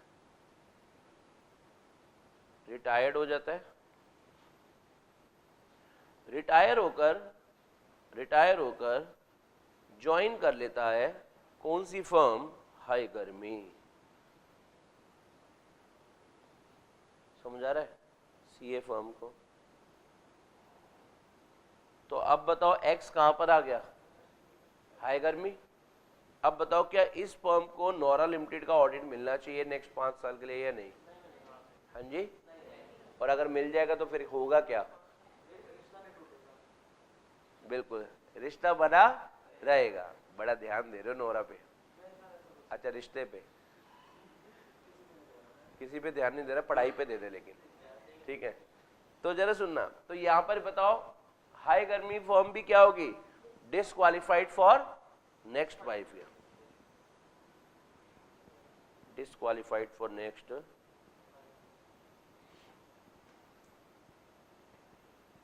लिख लो।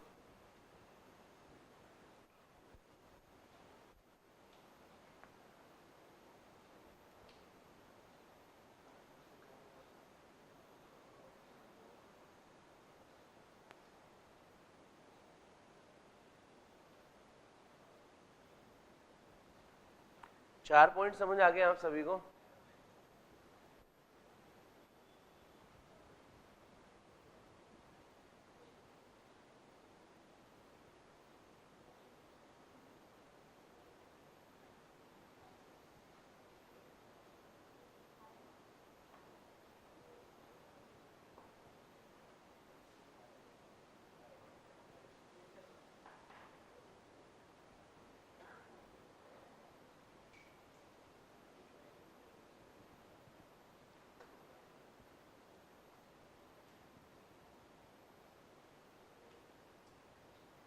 चले, अभी रह गया आपकी रोटी, कर लो। Point number 5, same network. Point number 5 का नाम क्या है? Same network. देखो अभी करते हैं एक बारी, बच्चों को रह के होगी बेटा। चलो सेम नेटवर्क की बात करते हैं।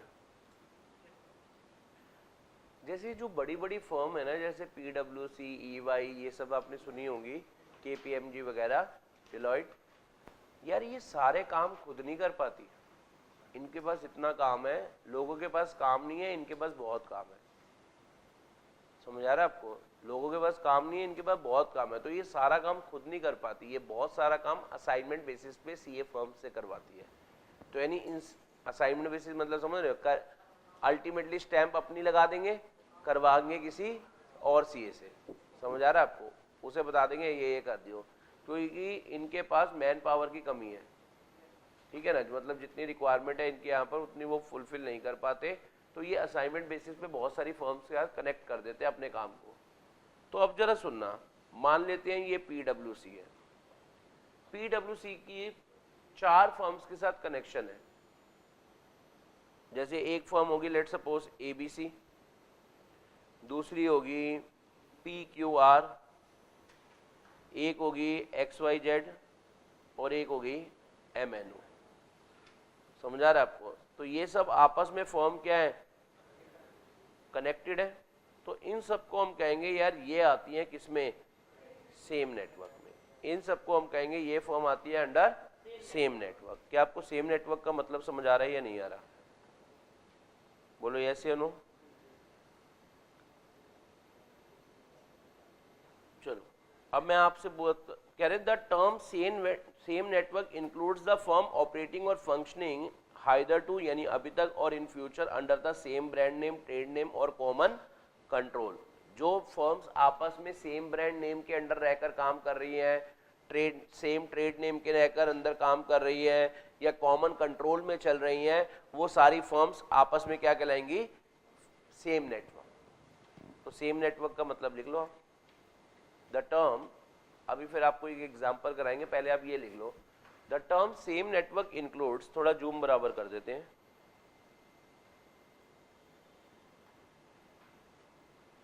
the term same network includes the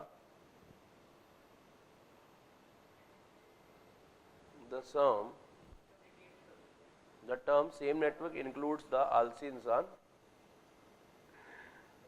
includes the firm operating or functioning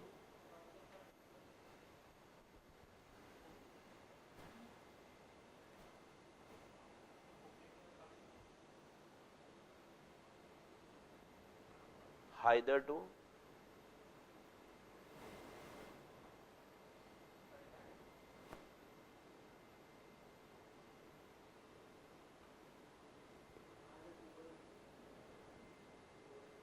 or in future,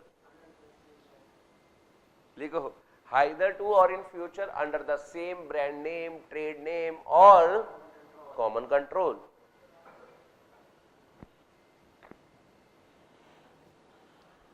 लिख लिया यहाँ तक का पॉइंट? सभी बच्चों ने समझ भी आया यहाँ तक का? सेम नेटवर्क किसको कहते हैं? अब मैं आपसे एक बात करता हूँ। लेट सपोज एक फर्म है जिसका नाम क्या है, मतलब चलो एक कंपनी है जिसका नाम क्या है? पेरिस का ट्रिप लिमिटेड। ठीक है ना? और एक CA फर्म है एक सीए फर्म है, लेट सपोज इनमें से कोई भी, मान लेते हैं X Y Z. X Y Z जो है 5+5 कंप्लीट कर चुकी है, यानी अब तो ये तो आपको पता चल गया ये भी क्या है, क्योंकि इसका कूलिंग पीरियड स्टार्ट हो गया, तो यानी ये डिस्क्वालिफाइड होगी फॉर नेक्स्ट। अब इसकी जगह PWC या ABC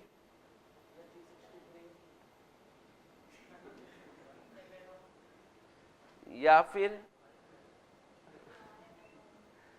PQR/MNO को ऑडिट मिलना चाहिए या नहीं मिलना चाहिए? इस फर्म को इसका ऑडिट मिलना चाहिए या नहीं मिलना चाहिए? बताओ। अगर मिल जाता है तो ये तो वही वाली बात होगी कि आपकी फैमिली का बड़ा भाई ऑडिट नहीं कर पा रहा, तो या तो पिताजी ऑडिट कर रहे हैं या फिर आपका छोटा भाई या बहन ऑडिट कर रहे हैं। समझ आ रहा है? मतलब फिर तो वो उसी घर में ही रहा ना, ऑडिट कनेक्शन तो बना रहा ना, यस और नो? यही बात आपको कहना चाह रहे हैं। तो यहां पर इस केस में हम क्या मानेंगे, ये फर्म भी क्या होगी, डिसक्वालिफाइड फॉर नेक्स्ट 5 ईयर। अब मैं इसके लिए एक लाइन भी लिखवाऊंगा आपको, पहले मैं बोल देता हूं, पहले आप ये एग्जांपल नोट कर लेना, फिर मैं लिखवा दूंगा। इनकमिंग फर्म और आउटगोइंग फर्म सेम नेटवर्क से होनी चाहिए या नहीं होनी चाहिए? हाँ, यही लाइन मैं लिखवाऊंगा, पहले आप इतना लिख लो।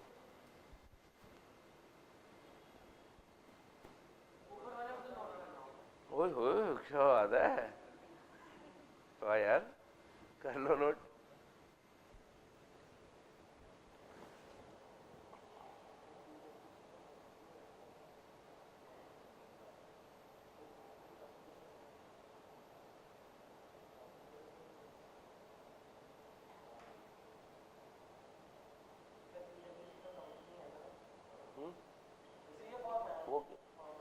वो अभी आप जब सीए फाइनल में जाओगे ना तो आपको चीज़ें समझ आएगी। वो पार्टनर है किसी, क्योंकि कंपनी किसी फर्म की पार्टनर हो सकती है, तो वो पूरे वर्ल्ड में उनका नाम चल रहा है, तो वो उस फर्म को काम मिलता है। इनको उस फर्म को मिलता है, जैसे EY का बाटली बॉय है, कुछ फर्म्स वगैरह आप सीए फाइनल में जाके पढ़ेंगे, ये पार्टनर है एक फर्म में। जब आप वो पढ़ोगे ना प्रोफेशनल एथिक्स, उसमें आपको सब कुछ पढ़ाया जाएगा। सीए एक्ट जब आप पढ़ोगे,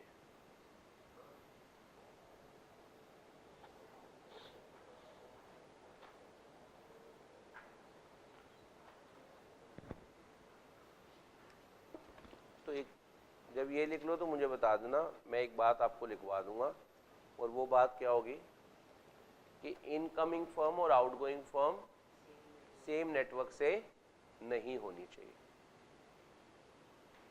क्योंकि अगर सेम नेटवर्क से है तो फिर बात वहीं की वहीं होगी ना।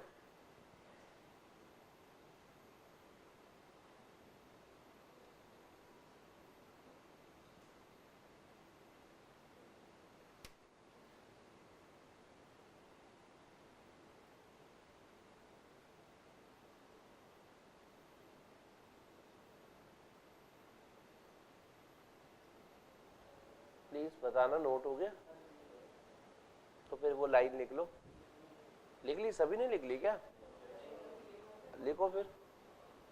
Incoming firm and outgoing firm, incoming firm and outgoing firm same network से नहीं होनी चाहिए। Incoming firm and outgoing firm same network से नहीं होनी चाहिए।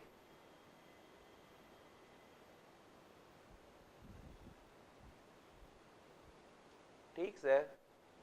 अच्छा, आपने एक मूवी देखी थी RRR? सुनी तो थी, सुनी तो थी ना, बस वही है। अब RRR के मैं आपको बात बताता हूं। R का मतलब रोटेशन, अगले R का मतलब रेजिग्नेशन, और अगले R का मतलब रिमूवल। आर आर आर, पहला आर क्या हो गया? ये कह रहे हैं जो रोटेशन का कॉन्सेप्ट है, आईसीआई भी आपको बोल रहा है, आपके काम ऐसे हैं कि सबको बोलना पड़ता है आपको। आईसीआई भी आपको बोल रहा है students are advise to take a note. किस चीज का नोट? कि इस सेक्शन की जो बातें हैं वो प्रिजुडाइज यानी हार्म नहीं करेंगी कौन सी चीजों को? रिमूवल ऑफ ऑडिटर और रेजिग्नेशन ऑफ ऑडिटर। मतलब आप इस कॉन्सेप्ट को उनके साथ मिक्स, समझ आ रहा है आपको? ये अलग है और ये अलग है, तो आप लिख सकते हो ये बनाने के बाद डज नॉट इम्पैक्ट।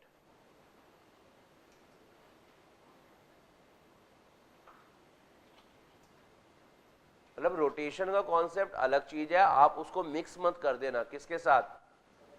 रेजिग्नेशन और रिमूवल ऑफ ऑडिटर वाले कॉन्सेप्ट के साथ।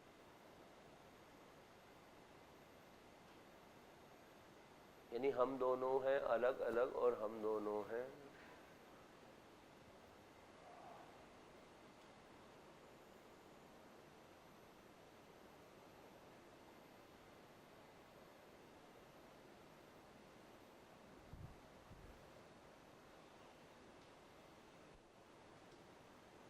यहां तक का पॉइंट समझ आया आप लोगों को? नोटिंग डन है ये पॉइंट की? अच्छा, अब मैं आपसे एक और बात करता हूं।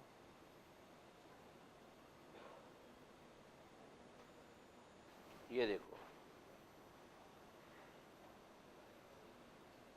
पॉइंट का नाम है manner of rotation in case of joint auditors. Point number बनाओ, मतलब नेक्स्ट पॉइंट जो भी है आपका, ये नेक्स्ट पॉइंट बनेगा manner of rotation in case of joint auditors.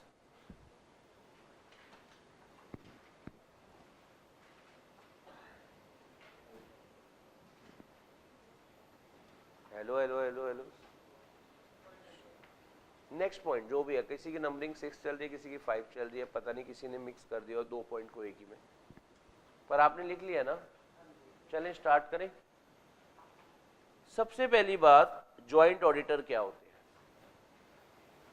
जब एक ऑडिट करने के लिए एक सीए फर्म को अपॉइंट नहीं कर रहे,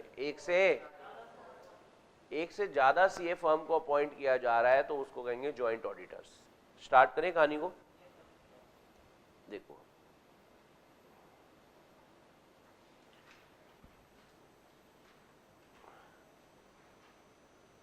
लेट सपोज एक कंपनी है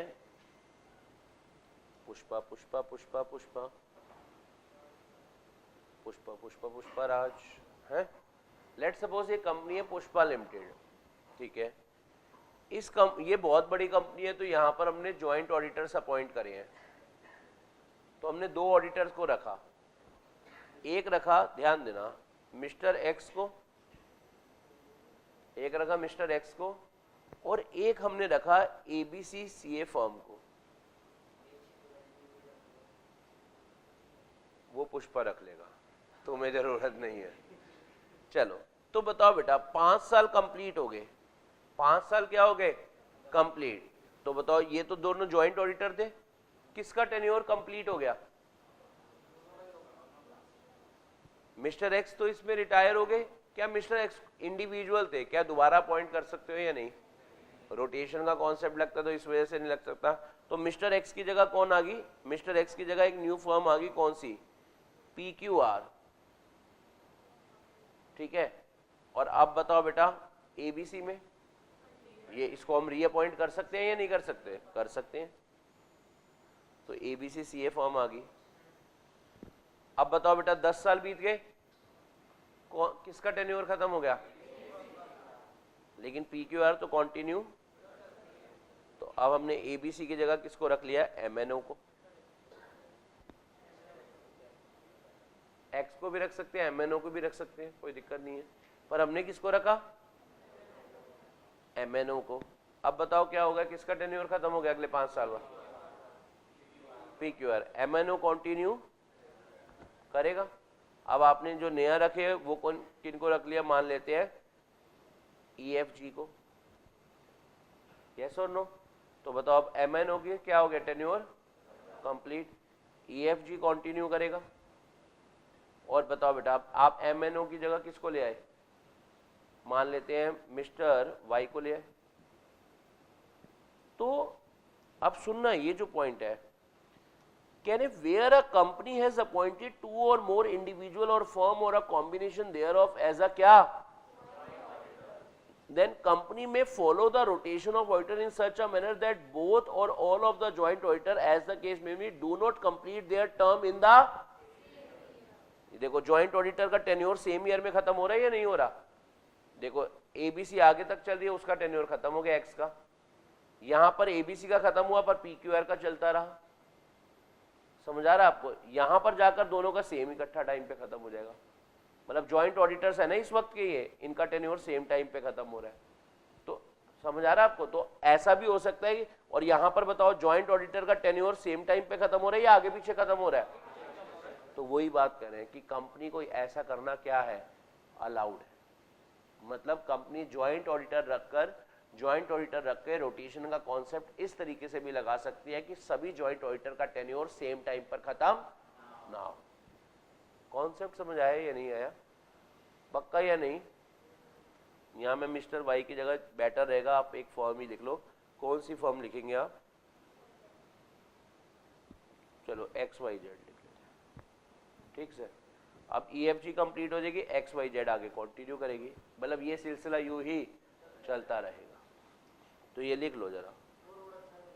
हाँ जी, क्या होगा, तुम एक्सप्रेस वे से चले जाना, वो रूट इनको अच्छा नहीं लगा, वो ट्रैक देख रहे हो होशियार को, लिख लो जॉइंट ऑडिटर के लिए। नहीं और है ना, ऑप्शन है, आप ऐसा कर सकते हो, मे फॉलो, आपकी मर्जी, आप सेम टाइम पे खत्म करवा दो।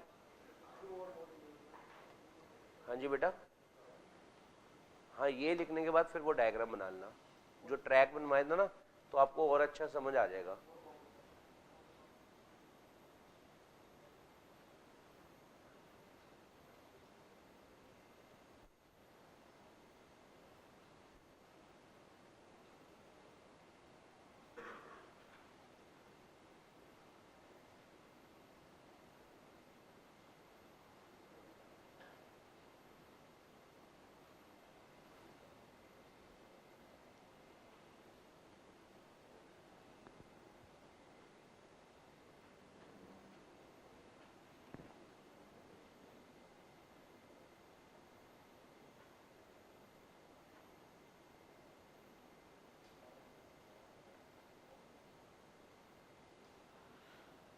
एक बात और आपके साथ डिस्कस करते, पहले इतना नोट कर लिया,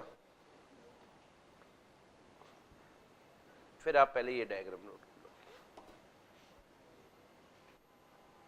नहीं हुआ अभी,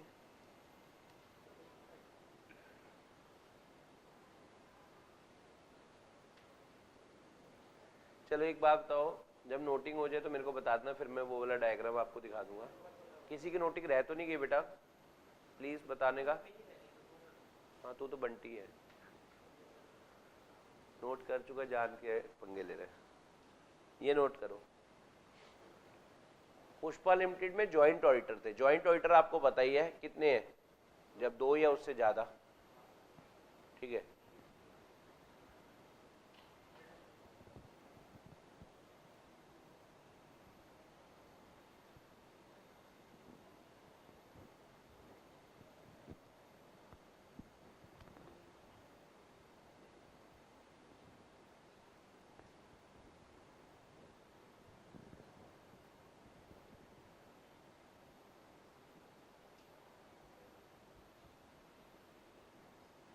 स्टार्ट करें। एक बार ना आपको 10.24 पेज पे चलना पड़ेगा। याद है अभी मैंने आपको थोड़ी देर पहले एक लाइन लिखवाई थी, क्या लिखवाई थी, अगर जिन कंपनीज में ऑडिट कमेटी है तो आपको ऑडिट कमेटी की रिकमेंडेशन, अब जरा सुनना, इसमें ना एक थोड़ा सा और अपडेटेड चीज लिखवा देता हूँ आपको। पहले आप सारे बच्चे पहुंच जाओ, जल्दी नहीं है, आराम से पहुंच जाओ, कोई दिक्कत नहीं है। मैंने क्या लाइन लिखवाई थी, एक बच्चा बोले, चलो नमन आप बोलना। अगर यहाँ पर अगर कंपनी में ऑडिट कमेटी है, इसके ऐसे बना लो, फिर ऊपर लिखना एक बात, due to the applicability of section 177, due to the applicability of section 177। ठीक है, अच्छा वापिस अभी यहीं पर रुकना, मैं आपको एक एग्जांपल रीड कराता हूँ, और बहुत बढ़िया एग्जांपल है, कभी ना कभी आपका क्वेश्चन बनकर आ सकता है। अब आपके अटेम्प्ट में आए या ना आए कोई कंफर्म नहीं है, पर आ सकता है। एक कंपनी पर ना सेक्शन 177 नहीं लगता, एक कंपनी पर सेक्शन नंबर 177, इधर ध्यान देंगे, लेकिन तो देयरफॉर उन्हें ऑडिट कमेटी रखना जरूरी है या नहीं है, लेकिन फिर भी उन्होंने अपने यहां पर ऑडिट कमेटी रख ली। मतलब अब इस ऑर्गेनाइजेशन में ऑडिट कमेटी है ऑप्शनल बेसिस पे, वॉलेंट्री बेसिस पे। ठीक है, अब इस कंपनी के ऑडिटर को अपॉइंट करने के लिए बोर्ड ऑफ डायरेक्टर ने ऑडिट कमेटी से रिकमेंडेशन नहीं ली, और ऑडिट कमेटी फैल गई कि हमारे होते हुए तुमने बिना हमारे से पूछे ऑडिटर अपॉइंट कैसे कर दिया। कह रहे ऐसे, कह रहा वही तो पूछ रहा कैसे कर दिया भाई, ये तुम्हारी अपॉइंटमेंट ही इनवैलिड है। ऑडिट कमेटी का कहना है ये अपॉइंटमेंट इनवैलिड है, लॉ का कहना है ये वैलिड है। भाई जहां पर रखनी जरूरी थी वहां पर उनसे रिकमेंडेशन लेनी भी, पर अगर जहां पर रखनी जरूरी वहां रिकमेंडेशन नहीं मिली तो काम, ये देखो यहां पर जरा सुनो, ये देखो, modern furniture limited despite not mandated by section 177 of the act. अगर आपको ये स्पेसिफिक चीज देखनी है तो 10.13 पेज पे है। अगर ये एग्जांपल आपको देखना है 10.13 पेज पर है, जो मैं आपको पढ़ा रहा हूं। कह रहे modern furniture limited despite not mandated by section 177 of the act to constitute audit committee. मतलब इस कंपनी पर सेक्शन 177 लगता है या नहीं लगता? नहीं लगता। ठीक है ना?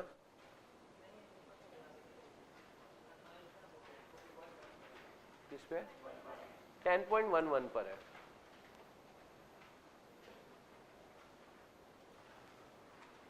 पढ़ना है तो पढ़ लेंगे ये वाला एग्जाम्पल, है ना। But on their on voluntary basis such constitute such audit committee. लेकिन फिर भी अपनी इच्छा से कंपनी ने ऑडिट कमेटी रख ली। Such committee recommend to the board the name of individual auditor or of audit firm who may replace the incumbent auditor or expiry of the term of, but the board did not consider the recommendation of such committee. Explain, क्या company ऐसा कर सकती है, board of director ऐसा कर सकते हैं या नहीं? तो जवाब आया ऑडिट कमेटी ने रिकमेंडेशन दी, बोर्ड ने नहीं उनकी सुनी, तब भी ये चीज क्या है? समझ आ रहा है आपको? यस और नो? तो ये एग्जांपल मार्क कर लिया आपने, इंपॉर्टेंट मार्क कर लेना, कभी भी पूछ लेंगे। अच्छा,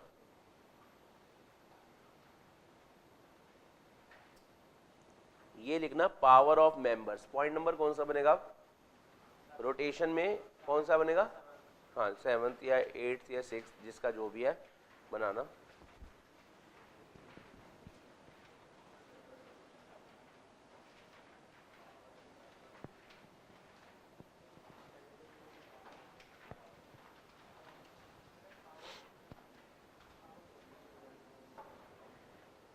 पावर ऑफ मेंबर, पहले ना आप इतना नोट कर लो, पहले आप इतना यहां से यहां पावर ऑफ मेंबर लिख लिया हेडिंग, फिर आप इतना नोट कर लो, पहले आप इतना नोट कर लेना।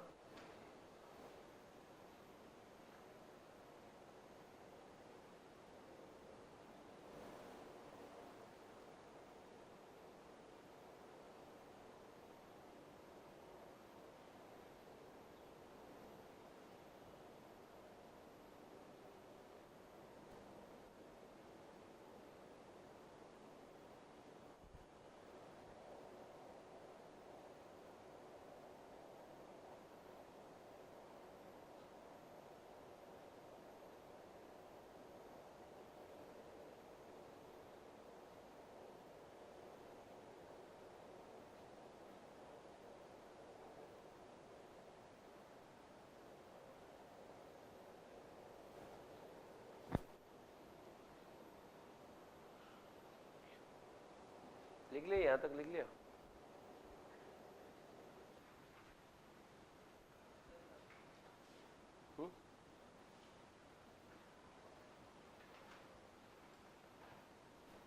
चलो फिर एक बात जरा सुनना, मान लेते हैं हमने ना हमारी कंपनी का ऑडिट जो है, ध्यान से देंगे तभी आपको समझ आएगा। एक कंपनी है एबीसी लिमिटेड, उसका ऑडिट बताओ कौन कर रही है? उसका ऑडिट मान लेते हैं क्या कहते हैं, एक सीए फर्म है जिसका नाम है माफिया मुंडीर।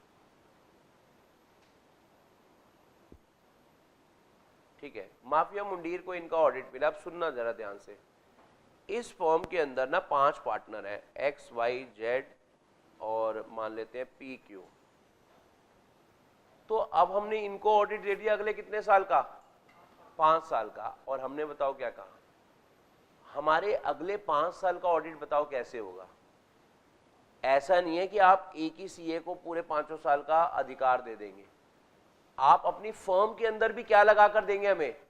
रोटेशन। पहले साल का एक्स करेगा, दूसरे साल का वाई, तीसरे साल का जेड, फोर्थ ईयर का पी और फिफ्थ ईयर का क्यू। मतलब मेंबर के पास ये पावर है कि वो with in the CA firm भी क्या एप्लीकेबल करवा सकते हैं? रोटेशन। ये देखो आपने यही तो लिखा है, member of the company may decide to provide that in the audit firm appointed by them the auditing partner and his team shall be rotated, change होती रहेगी at such interval as may be resolved। जैसे हमने कह दिया भैया, या तो ऐसे कह दिया 2 साल ये करेगा, फिर अगले 2 साल ये करेगा, फिर 1 साल ये करेगा, ऐसा भी कर सकते हैं। मतलब कुछ भी कॉम्बिनेशन में ले सकते हैं। और दूसरा और करके लिखना, फिर the audit shall be conducted by more than 1 auditor, यानी इनके पास ज्वाइंट ऑडिटर अपॉइंट करने की भी क्या है? पावर है। इनके पास ज्वाइंट ऑडिटर अपॉइंट करने की भी क्या है? पावर है। समझ आ रहा है या नहीं आ रहा? हाँ जी, पक्का है ना। और लास्ट पॉइंट इसका बचा, ये कॉन्सेप्ट कंप्लीट हो जाएगा। इसका नाम है ट्रांजिशनल पीरियड। पहले आप इतना नोट कर लो, फिर मैं लिखवा दूंगा। बहुत आसान है, उसमें कोई मुश्किल वाली बात नहीं है। अब वो वैसे रेलेवेंट भी नहीं रहा, पर फिर भी आपको बताना जरूरी है क्योंकि आईसीआई मॉड्यूल अपने मॉड्यूल से हटा नहीं रहा वो पॉइंट। चले, प्लीज बताना। चले, अच्छा पॉइंट का नाम लिखना, क्या लिखोगे? Transitional period.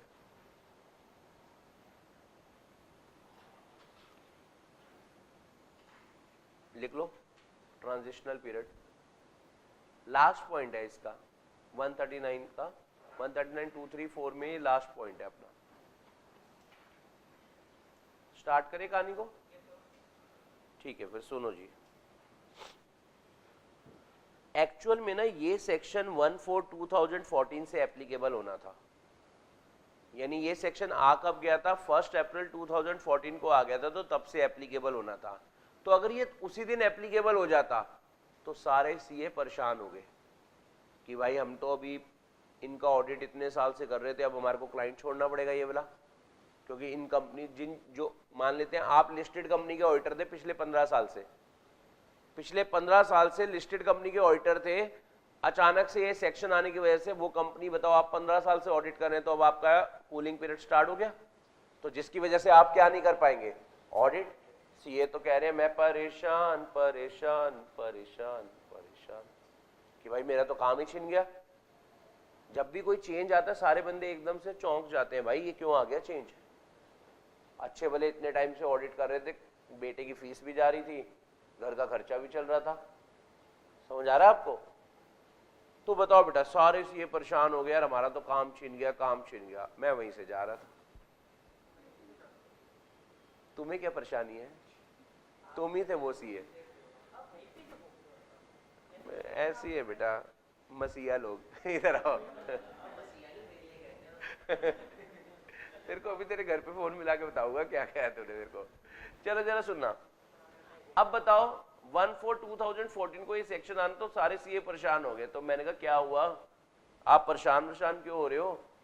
कह रहे यार इसकी वजह से जो हमारे पुराने क्लाइंट थे वो सारे हमारे से छीन लिए गए। तो मैंने कहा कोई बात नहीं, मैं कुछ बात करता हूँ। मैं गया, फिर मैंने कहा यार आप कैसी बातें करते हो, हमारे सीए को परेशान करोगे, सीए भाई इतने शरीफ से होते हैं, तुम उन्हें परेशान करोगे? कह रहे नहीं हमारे कोई ऐसी इंटेंशन नहीं है। तो मैंने कहा यार थोड़ा सा और टाइम दे दो ताकि उनको चेंज के बारे में ना मतलब सेटल हो जाए उनके अंदर। तो लॉ ने कहा चलो कोई नहीं, ये सेक्शन एप्लीकेबल करा देंगे। कब से? 1/4/2017। तो ये सेक्शन आने के बाद भी लगा नहीं, तो जब तक लगा नहीं उसका क्या चल रहा है? Transitional period. तो इससे फायदा क्या हुआ? इससे फायदा क्या हो गया? सीए को और 3 साल मिल गए ऑडिट करने के। समझ आ रहा है आपको? यानी ट्रांजिशनल पीरियड सेक्शन आ गया, सेक्शन आपको क्या कह रहा है? आलचक है ना, पर एप्लीकेबल यहां से हो रहा है, ये इसकी एप्लीकेबिलिटी डेट है। और इस पीरियड को आजकल हम क्या कहेंगे? Transitional period. और बताओ बेटा, अगर एक सीए यहां तक 7 साल कंप्लीट कर चुका था 1/4/2014 को, वो कितने इयर्स कंप्लीट कर चुका था बताओ? तो बताओ वैसे अगर ये सेक्शन उसी दिन से लग जाता तो इसका कूलिंग पीरियड स्टार्ट हो जाता, पर इसका कूलिंग पीरियड अभी नहीं स्टार्ट होगा। अब कब स्टार्ट होगा? 3 साल बाद। यानी उसको कितने साल ऑडिट करने को मिल गया? समझ आ रहा है आपको? और जो 6 का कर रहे थे वो 9। ये लिख रहे हो आप साथ साथ? अच्छा, नोट करो फिर। चाइनीज आराम से एंजॉय कर रहे हैं। पॉपकॉर्न मंगवा दूं एक एक? Cold drink? हाँ मंगवाओ। वो कह रहे मैंगो शेक। गुड। 5+3। अब बताओ जो सीए 1/4/2014 तक लिस्टेड कंपनी का 5 साल कंप्लीट कर चुके थे, उन्हें और कितना टाइम मिल गया? 3 साल। तो उन्होंने कितने साल ऑडिट कर लिया? 8। सिमिलरली जिनके 4 हुए थे उन्होंने 3 और कर लिया, 7। अभी रुकना, चाइनीज पॉइंट है। 3+3 6। जिनके 2 साल ही हुए थे वो 3 साल उनको और मिलने वैसे ही थे, उनको मिले भी कितने? 3। लेकिन जिनका अभी तक 1 साल ही हुआ था, मतलब पिछले साल ही ऑडिट पकड़ा था, तो अगर ये सेक्शन उस दिन आ जाता तो भी वो कितने साल कर पाते? और कितने? 4। समझ आ रहा है? और ये सेक्शन 3 साल बाद भी आ रहा है, तब भी वो कितने कर पाएंगे? 3 तो वैसे ही कर रहे हैं और 1 और। तो टोटल यहां पर 3 लिखूं या 4? 3 नहीं आएगा यहां पर, क्या आएगा? 4। 5 तो वो करेगा ही ना। समझ आ रहा है आपको? तो ये पॉइंट आपको समझ आ जाने चाहिए। ट्रांजिशनल पीरियड, ठीक है। अच्छा, रोटेशन के कॉन्सेप्ट के नीचे जितने भी क्वेश्चंस हैं वो सारे आपके होमवर्क है। रोटेशन ऑफ ऑडिटर का कॉन्सेप्ट इंपॉर्टेंट है। हमने लगभग 1 आवर 15 मिनट्स के आसपास इस सेक्शन पे डिवोट करा है। तो आपकी ये ड्यूटी बनती है कि इसके क्वेश्चन आज के आज ही सॉल्व कर लें, ठीक है। अभी आपका ब्रेक है और ब्रेक के उस पर आपको ऑडिट में मिलते हैं, ठीक है। ओके, जैसे आप गलत, चलो 1:20 तक आ जाना है। 15 मिनट्स का आपका ब्रेक है।